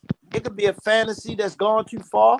It could be something that he liked. But guess what you just said? The key thing. A man that dresses up but make love to his wife. That means he's legally married to his wife. They can be sir. what the fuck they want. She can go out in suits, work. Yes, sir. Look like a man. He can come on like a woman. That's his wife. Okay. Let me ask you another question. So no, Levi, I got this question. Levi, I got this question. What did you think of your cousin standing in front of Tory and the whole Wild Roar on BET years ago after that 2008 trial when he said, when you talking about teenage, how old are we talking? Why did your cousin say that? I'm so glad you said that, sweetheart. Listen, my mother and I. Listen, my mother. Okay, get to the point, though. Can I respond? That was good. Listen, keep reminding me of one of my ex-girlfriends. I couldn't deal with her. She kept rushing me. You keep rushing me too damn much. Listen, my mother and I, we were sitting watching that, and my mother said, my blessed mother who loves Rob, she passed away. Okay, kill the She said to me, you know he has a problem. And I said, yes, Ma. I want you to listen. I said, yes, Ma. What you all need to get through your heads. I know you can't deal with it. I know you can't deal with this as you call Team Truth, but you can't handle the truth, and that is this. That your cousin's a pedophile? No, see, you listen now. Listen to me now. You cannot handle the truth, and the truth of the matter is this: when a grown man desires to sleep with a teenage adult, an 18-year-old. You said 13 earlier. That means he's No, sick. I never said nothing about no 13. Or what did you? I said if a. I'm sorry, y'all. What I said was, I said if a. I studied these laws now. If a person looks out of his window, No, we a man. We was talking about your cousin. No. Okay, we are. Listen to me, brother. Angelo said. No, Levi, stop, Levi. Go back to what I just asked earlier.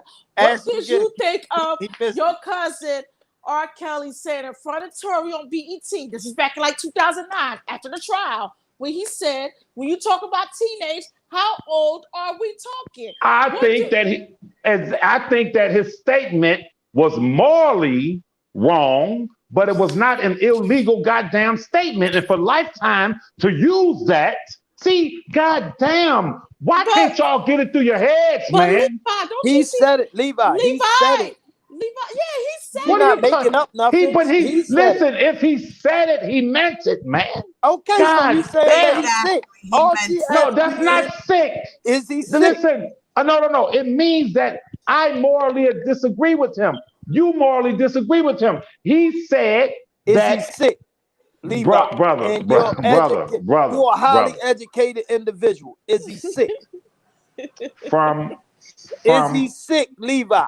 Can yes I respond? No? From our society's moral standard, yes, he is. Now you gotta let me qualify that, brother. No, you gotta let me qualify it. See, y'all, you're welcome, but you gotta let me qualify it now. Let me qualify. You can't claim. Yo, they gonna use this tomorrow. They gonna use this tomorrow now. They gonna use this tomorrow. So I want to be clear on what I'm saying. From our society's moral standards, yes, he's sick. Just as prior to 1972, any individual, any American who was homosexual, Google what I'm saying now, homosexuality prior to 1972 was seen as a sickness. Well, he's sick. That's factual. Well, he fit that category too. So he had both. So Levi, this man's crazy. Levi, what you just Levi, listen, listen, Levi, what you have just admitted that your cousin has a pattern of being sick. Listen, why do y'all act like this is some big revelation when I've always said I don't agree with his moral decision? Y'all act like this is something new. We like you to elaborate. All right, Dana, join that puppy. Listen, I'm gonna say it again. We ain't gonna Cause I want the bloggers to. They gonna take this shit tomorrow and clip it and run with it. But I want to be clear when I say this. According to our society's moral standards, Robert Kelly, R. Kelly, is a pedophile. My beloved cousin is a pedophile. Is sick. It's a pedophile. Hey, yes. Levi, that's why I love you, brother. Appreciate that. Yes, thank you, Levi. And it ain't no trick. It's the truth, brother. And I respect you 100% for that. It's nothing. Brother, brother, no, you didn't get me, because let me tell you something. When you step up to the plate, listen. When you step up to the plate with your back and the pitcher throws you the hardest curveball, if you are a real batter, a real baseball player. No, Dana, come on, get this work. Dana ain't gonna admit it. Dana ain't ready to admit it, because see, Dana here we go. Dana ain't mature enough. Dana ain't mature enough to accept the real. Dana gonna come and He gonna fight everything and deflect and everything. He don't Now want I have a question. I have a question for Angelo. According Thank to you once what, again, Levi. because And you're quite everybody welcome, else. but I'm always gonna keep it real. Now listen to me very closely. According to what Angelo just said, and according to my admission, in this society, I want y'all to Google my words when I say this. It was a man named John Hinckley Jr. He shot, he didn't shoot at, he shot President Reagan. He shot him. John Hinckley Jr. never spent a fucking day in prison. That's Hold on one second. Time out, Levi, hold on one second. Dana, Put the phone. why don't you just come into the chat, bro? Don't worry, you're not gonna control the panel. We're chilling, nobody's fighting, arguing, being all discombobulated. Like Angelo said, this is a mature panel. You could get in. Go ahead, Levi. Sorry about that. What I was saying is that the way that this American system of jurisprudence is set up and the penal system is set up, if this country and the Justice Department in this country were to adhere to their own laws and standards, what Angelo just said confirmed that my cousin doesn't belong in prison. What I just admitted to confirms that my cousin doesn't belong in prison. In this country, when you're sick, you get help. Yeah, but you gotta ask for help. You gotta admit that you need help. See, he don't want to admit it. He believes you know what? we He need help. asked for help. He did ask for help, Levi. There's plenty of people that have said that he did ask for help. But then when people tried, he pushed them away. So what do you think about that? Well, I don't know think nobody that he asked for help. Well, I think when you say, listen to me, y'all. And I want to be clear because I know these terrorist bloggers are gonna take my statement and cut it and chop it and clip it and rerun it and run it and run it. I'll say, they're gonna do it, but I don't give a damn because, like Angelo said, we're in the fourth quarter, man.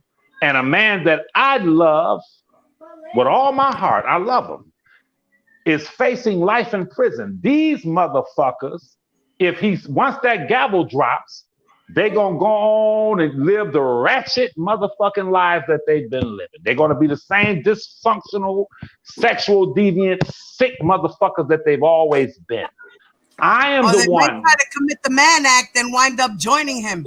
All that kind of shit. I'm the one that's gonna be sitting on the motherfucking balcony, sipping on some Hennessy, can't sleep at night. So I don't give a fuck about them. What I'm saying to y'all is this, that you can never, ever, I called Larry a genius earlier, y'all. Michael Jordan what makes Michael Jordan great is that Michael Jordan has played against the greatest. He's played against Magic Johnson. I know that Larry, Angelo, being the intelligent men that they are, I have no desire to play against low-life, ignorant motherfuckers. If I can defeat Angelo in debate, if I can defeat Larry in debate, I can stand and say, hey, I'm a motherfucking champion. And when I conceded to Angelo's point just now, I conceded to what he said. Yes, according to our society's moral standards, my cousin is sick. That did not disarm me. That armed me. Because in order to win, listen, Angelo said earlier, I'm going to say this and I'm going to be quiet. Angelo said earlier, he said, you have never spoken ill of the young ladies, my family. But think about something, y'all. His attorney Greenberg, did. He came on the scene calling them groupies and hoes. So how do you compare his attorney saying what he said and doing what he did, but his own cousin has never done that? It is because his attorney does not love him. I do. And I cannot defend him on social media lying and trying to squirm out of shit. Fuck that. I'm gonna call it how it is. But go ahead. I don't think he. Right. So, all right. So, Breaking news. Hold on 1 second. Hold on. I say, I got Angelo here. I say me and Angelo. I say like we just vote these niggas in Team Truth regardless of whatever they say. Everybody that yeah, they Team Truth. Yeah, no doubt. Brooke, vote these niggas in regardless. Wow. We got a whole vote. Everybody that say Levi, Dana, Brooke is in Team Truth now. Put an I in the chat. Please. I am. Put a hashtag officially Team Truth. I am. My God, they popping bottles over there. Listen, I am Team Justice, brother. No, listen. No, I am Team Justice. Levi, what did we just tell you? We just told you. You're in. We voted. No, sir. No, sir. Listen to me.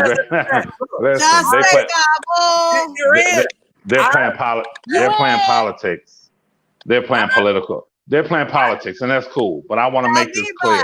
Levi, Puppy, you still didn't answer my question, bro. Yes. Go ahead. Ask me. I don't answer anything. How do you feel about the fact that people have come out to say that they tried to offer your cousin help and you just wouldn't accept it? Well, let me say this, sweetheart. Admission is the first step to listen. Admission is the answer that question. You no, I can. Bro, this nigga. Listen. Answer any of these. Listen. News flash. Admission has always been the first step to recovery. I want you to listen to me very closely. There's not a person in this chat, and there's not a person on this screen that does not have a psychological fucking sickness. There are people that I know personally, not on here, but people in my personal life who was molested by family members and molested by the grace and will of Almighty God, Allah. I had a very strong mother. I had some uncles who were fucking gangsters, and niggas knew if they looked at us hard, it was a problem. So my mother used to always say to me, she used to say, you got to quit judging people by where you stand, how you were raised. You had a good mother. You never been messed with. You never had to deal with what some children had to deal with. Levi. Yes, sir. I'm on here ordering you a logo right now. Oh, nigga, please. Nigga, please. See, y'all are buying into the narrative that they're going to push tomorrow. They're going to say Levi admitted. You guys have my kids sitting up here, and they are actually paying attention to this live and listening to this. And my children are learning about this. And they are looking at you like you are crazy, Levi. How was that? Look, how is that? Because you're saying that your cousin's innocent and you're going around all the questions that people are asking. I'm just saying. And my son is, look, they're supposed to be asleep right now, okay? I'm about to I'm letting them rock because you know what? This is a learning lesson in life. My children will never have to endure. You know what I want to really touch, Levi? You said something that to go back to my point, and I think the panel will agree. You said that Greenberg got on there and attacked the young ladies, the victims. And why is it so hard to say they victims? They are victims, man. They are victims. And guess what? If I slap you in the face and you get me locked up and I beat the charge, it don't mean that I didn't slap you. It just meant that I've had better technical points that got me out of this shit. Yes, sir. That's all. But it don't take away the fact that I slapped you or you slapped me. However it went. You understand? Yes, sir. So yes, sir. Let's stop stripping these young ladies of their right, man, to speak their truth. And this is why you have a Greenberg in 2020 feeling like he already run around allegedly with nothing but young black women himself, allegedly. So, he already feel privileged. So then you got him openly Just like he no different than Trump to come on there and bash victims and say what he want. And y'all thought that was okay. Now, when I saying that, I'm saying the op because they are not protecting their own queens, man. I don't give a fuck if it's 10 of them and 3 of them lie. If you got 7 of them telling the truth, then stand up for the fucking 7.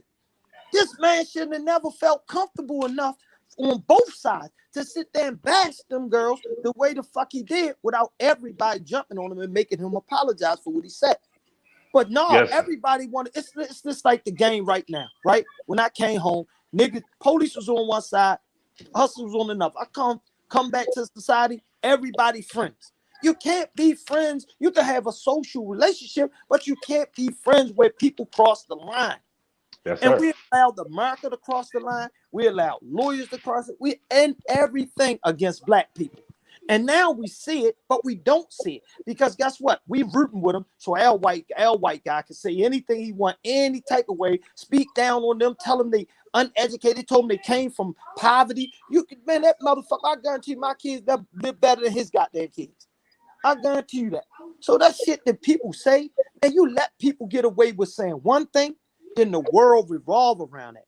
If y'all would have stood up for them girls, and we would have stood up for them girls, then he would have publicly apologized. This wouldn't be a circus act. Your cousin would have attorneys that take this case serious. But when you got a whole bunch of grown-ass goddamn people, 60 years old, 50 years old, 55 years old, backing this shit, thinking they learning something. Oh, the lawyer told me that. If you got a fucking lawyer that's covering one of the most recognizable musicians in the world, and you got a lawyer that's talking to a complete stranger because they came down there and brung him a goddamn check, it's mind-blowing to me, first and foremost. And people that sit there on that other side and act like they are intelligent, they are fools. Because the first time that lawyer would have picked up the phone and talked to me about that man's case, I would have never called again. I would have told everybody, we got to get rid of this guy. This guy, idiot. Because y'all could know different than me. Suppose I called like I was somebody else and had a relationship with him. He would talk just like he talked to any of y'all. He don't know who the fuck y'all are. Like, think about it, man. Exactly. We allow our black queens and Spanish queens to get buried so much publicly, humiliated, that it's normal. That y'all allowed him to feel that cocky to go after these young girls. Well, that's because you know what I know, and that is because we're dealing with individuals who don't have any respect for black people or the black community. I want to turn you guys back to Johnny Cochran. When O.J. Simpson was charged with committing 2 murders, horrendous murders, slaughtering Nicole Brown Simpson, and the gentleman, there was no secret in Hollywood and in Los Angeles that Nicole Brown Simpson, God rest her dead, was known for being a drug addict and a very loose woman. She was known throughout those streets. Johnny Cochran and them knew her lifestyle. She was known for that. But you never heard Johnny Cochran or the Dream Team ever denigrate Nicole Brown Simpson. You never heard them give a press statement saying she was a hoe, she was a cokehead. They never did it because they were the consummate attorneys. They knew how to represent their client. What I'm saying to you, Brother Angelo, what I'm saying to everyone who's listening to this, you as R. Kelly's attorneys, this is law 101. You can defend your client without denigrating the alleged victims. You don't have to do that. Matter of fact, it works against you when you try to denigrate them. Lawyers than criminal lawyers. That's all I'm saying. We appreciate if we stand up more, man, for the righteousness of it. We can have debates about this. You can stand on the side of this, man. You can support them, but people get support and everything else all mixed up, man. They're too deep and too involved with this where y'all have no respect for somebody that look just like you. So my point, let's flip this for 1 second. God forbid he get out, right? Everything went his way. And by it's November now. February. Let's say June. He make it till June. And to find out now, he got a fleet of 9-year-olds to 14-year-olds that he been secretly dating. And then it got to the point where one of them wind up not making it because he trying to hide his truth because now they done closed in on him again. How would y'all feel? How would y'all feel to sit there? Y'all, none of y'all have the ability to be around this man, to talk to this man, to understand where his mindset is at. So how in the fuck could y'all ever feel like you fighting for somebody that you can't help change? That you can play no part in him changing? Because you know, like I know, Levi, if that man was ever to hit the street right now, you, his cousin, and probably wouldn't even be able to talk to him.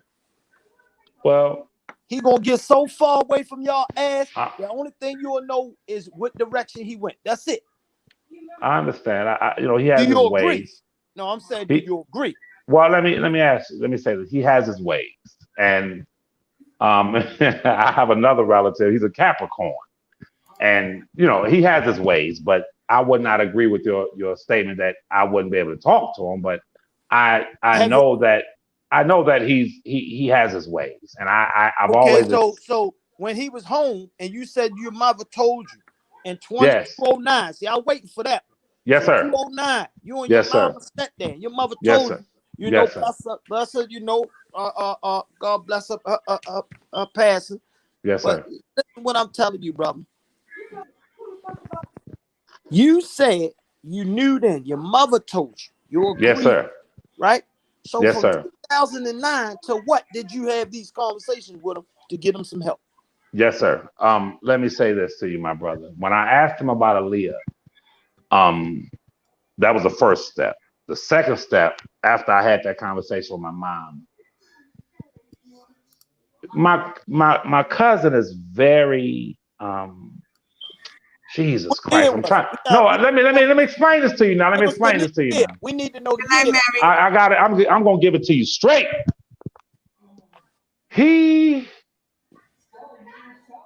No chaser. No chaser. I'm gonna give it to you straight. I just want to know from the 2009 when you and your mother sat there, she identified to you that he needed help. When did you start being able to talk to him every day to try to help him? Okay.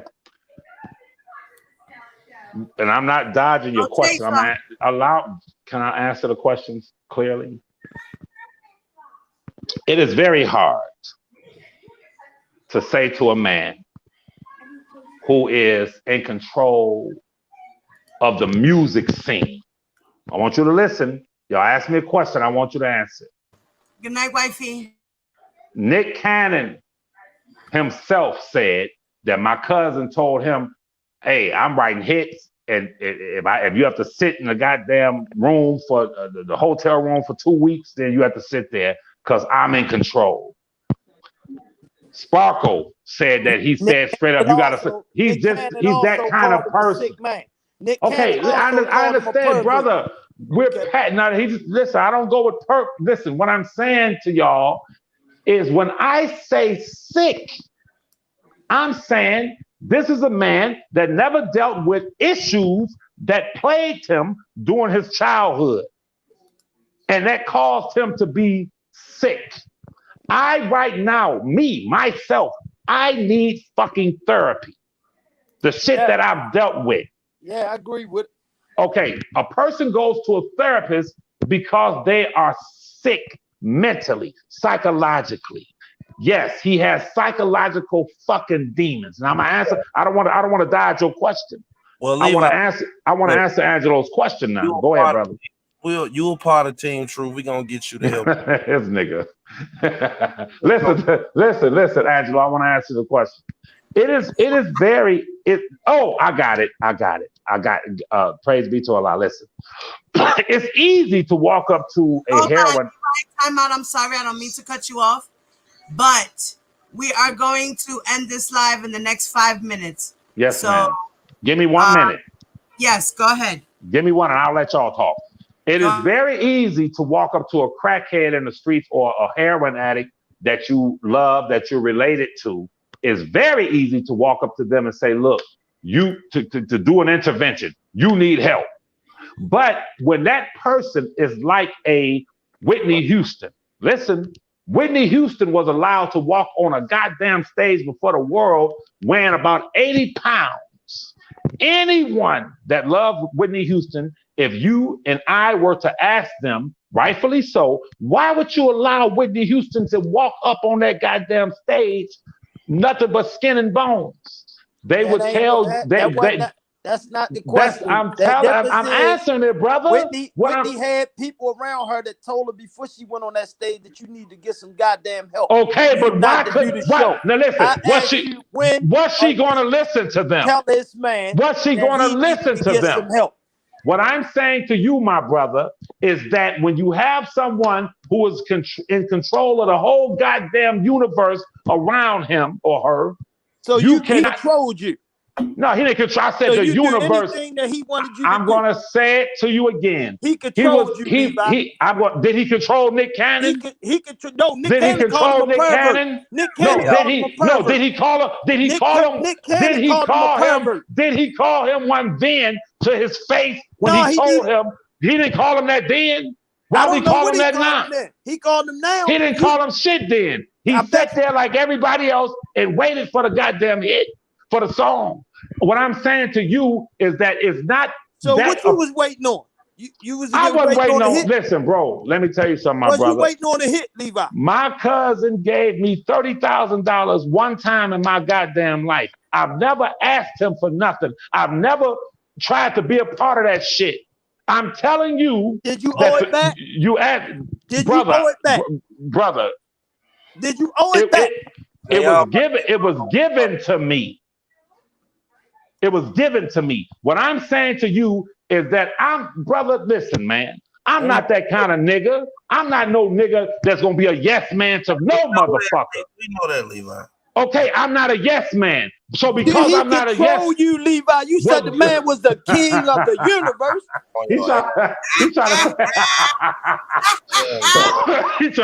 He's trying to take me off my square. He took me off my square for a minute. Listen, brother.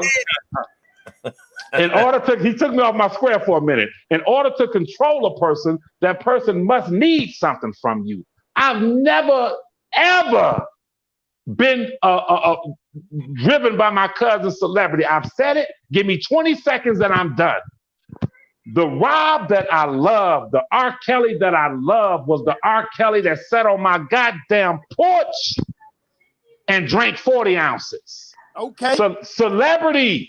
Stardom, all that shit fucked him up. I never liked it. So Vi, I'm gonna close with this. So you say Nick Cannon, a superstar right now. Yeah. Sparkles and all these other people, Mariah Carey, Michael Jackson, all was on his time because he said you gonna wait for the hit when the hit comes, right? So if he can fucking control them, then what makes you think he can't control a fucking 13, 14, 15, 16, 17, 18, and 19-year-old goddamn female? And I'm out on that. And I concede to that. I agree. Facts, Angelo. I agree. I agree. Because now that goes to the ops. If he can make grown people with careers and just as much money as him sit still, then why the fuck y'all think he can't manipulate a goddamn kid? Hey, I agree because I totally agree. That's part of the life. All of them do it. Jay-Z, Puffy, all of them control every motherfucker that's around now. And now you've been on a board with a chess player. Hey, I love it. I love it. I love it. I love it. I really do. I welcome it. Now Larry over there trying to make up t-shirts and talking about Levi Team 2, nigga, please. Yeah, I just made you a logo. I gave you an afro. All right, nigga. Whatever, nigga. I gave you an afro. I gave you an afro too. All right, man. We have to continue this in the future. Glowing, like you're gonna be glowing. I gotta bring my boy in right. This nigga. Those likes, family. Don't forget. Don't forget, as you guys are going and leaving out or whatever, hit those likes, please. Yes. And I'm sorry, sister, for taking up so much time on your live, sister. I'm Listen, sorry. it's okay, Levi. I'm used to it. I'm used to watching you do these things. I'm just passionate, sweetheart. I'm so passionate about, I'm That's passionate. okay. I am too. I Yes. am too, honey. Believe me, I could be a real crazy lady on these YouTube streets, but I choose to be humble. Thank you, sister. And I appreciate all of y'all. I'm about to get off of here, and I thank you for welcoming me over here, welcoming me. And Yes, welcome to the light. Welcome to the light. hey, I'm bringing the light. Y'all about to see? Y'all about to see? Y'all about to see? Listen, so do I, Papito. I bring all the lights. Yes, ma'am. We gotta have a meeting. Off though. We gonna have a meeting. Yes, Hey, thank y'all. you. Hey, let me say this real quick before I go. I gotta give you all your. I gotta give you all your, I gotta give you all your access codes. Nigga, you ain't giving me shit. Nigga, you ain't giving me no access code, nigga. You feel me? But listen, man. Hey, listen. I hope you guys stay safe. On a serious note, wash your hands, wash your clothes, take showers, and be cognizant of this virus. And much love, peace, and blessings to all of you guys and your families. Okay. Yes, you too, Levi already coming around. Like, I'm gonna give you your codes. I gotta. I'm good, bro. You are officially Team Truth, bro. I'm straight. Yeah, you came over to the light. You crossed over to the light. It's a wrap. Hey, These y'all. streets are gonna be burning on fire, and if it's not now, it'll be tomorrow morning. Just remember that Angelo agreed that my cousin should plead insanity and get off. Just remember that now. That's according to Angelo now. He said that. He said that shit. That's what he said. When you get these codes. He said that he has an insanity plea. So that's what Angelo said. I ain't say that now. Hey, man, y'all listen, bro. Y'all have a wonderful evening. And we got to do this again soon. Yes, I love you guys. God bless you guys. Thank you so much for coming and being respectful. I appreciate that, Levi. You're welcome anytime. If you see, a sister's on and you just want to intervene, it's okay. I'll let you intervene. It's okay. You're cool with me. You've always been cool with me. I've always respected you. I've never had any real beef with you. I don't know you to not like you. Same here, sister. I love you also. And you guys have a safe night and a good night and a safe holiday season. Make sure y'all be safe, all right? You too, yes. Peace. All right, dear. All right, bye-bye. Guys, that was awesome. Thank you so much for jumping in and saving me from DJ, even though us warriors over here handled the bed bug. We squashed him like a bug that he is. I love you, Angelo. You already know, Pops. Team Truth all day, every day. Brooklyn. New York is in the motherfucking building. That's what it is. To the Baltimore, to the Las Vegas, West Side. And Larry, thank you so much, Poppy, for coming in and trying to save the day as well, bro. Word up. Because the bed bug came in and he was trying to act like he was going to be tough and run shit. Get the fuck out of here. You're wilding out. They're funny, by the way. Yeah, look, my daughter says that you guys are funny, by the way. She likes your personalities. Hi. See, this is a young queen right here, a teenager. No. She just turned 13, okay? My daughter don't hang out with people. My daughter don't go to the malls. My daughter don't do none of that shit. She stays home, okay? That's how it gotta be. I don't, I shelter her from the storm. Dana got scared. We just want Dana to come in here on some big boy shit. That's all when he do come. Tito, Dana, we love you, Dana. We was telling him to come in, and say his piece, whatever. Pero he said he's gonna do his own shit later. He gonna debunk it. He said. That's why we didn't want him on that right there, because of that. He don't want to hear the truth. We ain't about fighting. We about hearing the truth and getting it out. That's all. Right. I don't want to fight. Yeah, because he was saying that he don't want to run my panel and shit. I'm like, trying to see if I can get Dana to transfer all of his files over. He got to transfer his files over to get his access codes. Hey, I'm make sure I put a room for him and Levi and Brooke. Hey, they're gonna have food in my house. So now, look, all that shit. Hey, Levi is very fucking prolific in writing. Yeah. And he does put up a good argument. He knows the law. So I think he'll be very good for us right there. We got Kel's hairline on the entertainment law. Right? and we know Brooke will pull up and be strapped and wear a mask. Yeah, like so we gonna let her handle public relations because she knows she gonna pull up. Yeah. You know what I mean? Yeah, and we'll get Dana. We'll figure out.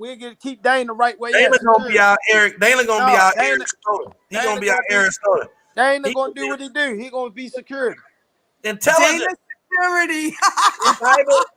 Cyber intelligence. No, he gonna run. Listen, he gonna run operations on a day-to-day. Keep the Team Truth safe. That's all.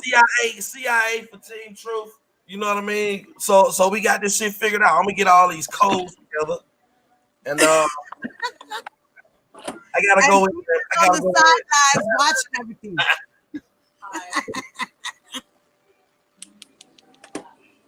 She was watching everything. Yo, these people are crazy. They need to stop with the shenanigans. Like, this shit is OD ridiculous. They really need to stop. It's getting boring. It's really getting boring. That's what I'm listening. I was talking about that shit earlier. It's really getting boring. Yeah, these people talking about other bloggers and not getting to the point of where they stand and fighting the right way. Yo, Larry, like, wasn't it much easier and more entertaining when you first came out? Don't you think that? It was by far. I hate it was the way more it of is a better right now. competition. I hate the way it is right now. Like it sucks. It's boring, it's corny, it's back. Like, come on, we're old people. What the fuck are we doing?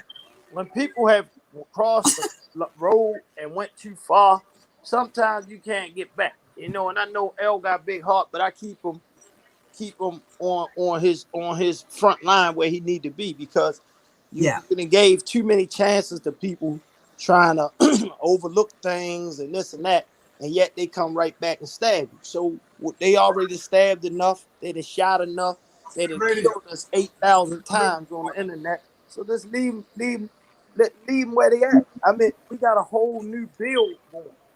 We don't even need to be in that direction no more. Exactly. You got people that want to come over here and have intelligent conversation. Brooke, Brooke just want to understand it. And so when you run a whole bunch of everybody lying, you get drawn into the lie. So just like she said, she go on her own panel, ask the question, she can't even get the question she wants. So they need to do private Zooms and ask, well, what is the relationship with him and his children? What happened? Anybody can answer that. I gotta know this before I even support a man. Right. Exactly. That's common sense, especially from Queens, man, that got children. Like, how the fuck can y'all jump up and do all this? Yeah, that's what I don't get. Kids. He still got one that's underage. Like, what the fuck wrong with y'all?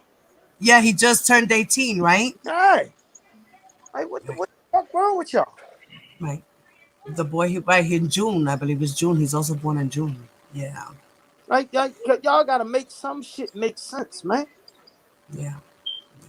He doesn't have a good relationship with anyone, really. Nobody. And that's what I'm saying. You got fans that's claiming all this super fucking relationship. What y'all really believe this man gonna come home and invite you motherfuckers to his house? None of y'all even seen was welcoming to R. Kelly home till we brought it to y'all. What is you talking about? They ain't even know. Man ain't trust none of them. A lot of them say that they didn't even see the tape. Like, a lot of them didn't even see the documentary. You know, a lot of them don't. They just go off of the YouTube shit. They're not even actually doing real homework. And then you got these two guys who are misleading all these people. And it's not fair to them because they really are searching for the truth. Yes, I enjoyed it. I love it. I love the support y'all gave. I gotta get on the phone with my mother real quick. But Yes. Good night. love. Yes. It's already I'll 11 call me in minutes a minute. I'll past the call you after time. I finish talking to her. I just gotta tuck her in real quick. Okay. God bless you. Yeah. Thank you, brother, for coming on. God bless you as always. Hey, Stay always. up. You already know, pa. Appreciate it. Bye bye. All right, brother. Bye. Okay. All right, Larry, bro. y'all. All right, y'all. It been awesome. It been real. Sis, that was awesome. I liked it. Thank you, I liked Papi. it. Hey, Yes.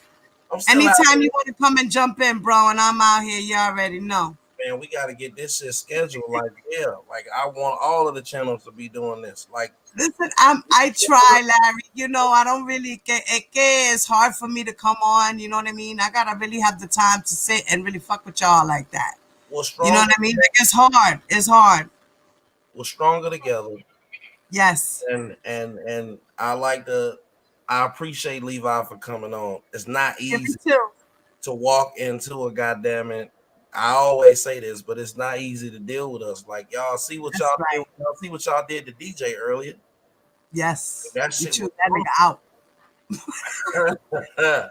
ah, Chewed yeah. him out and gave him the boot.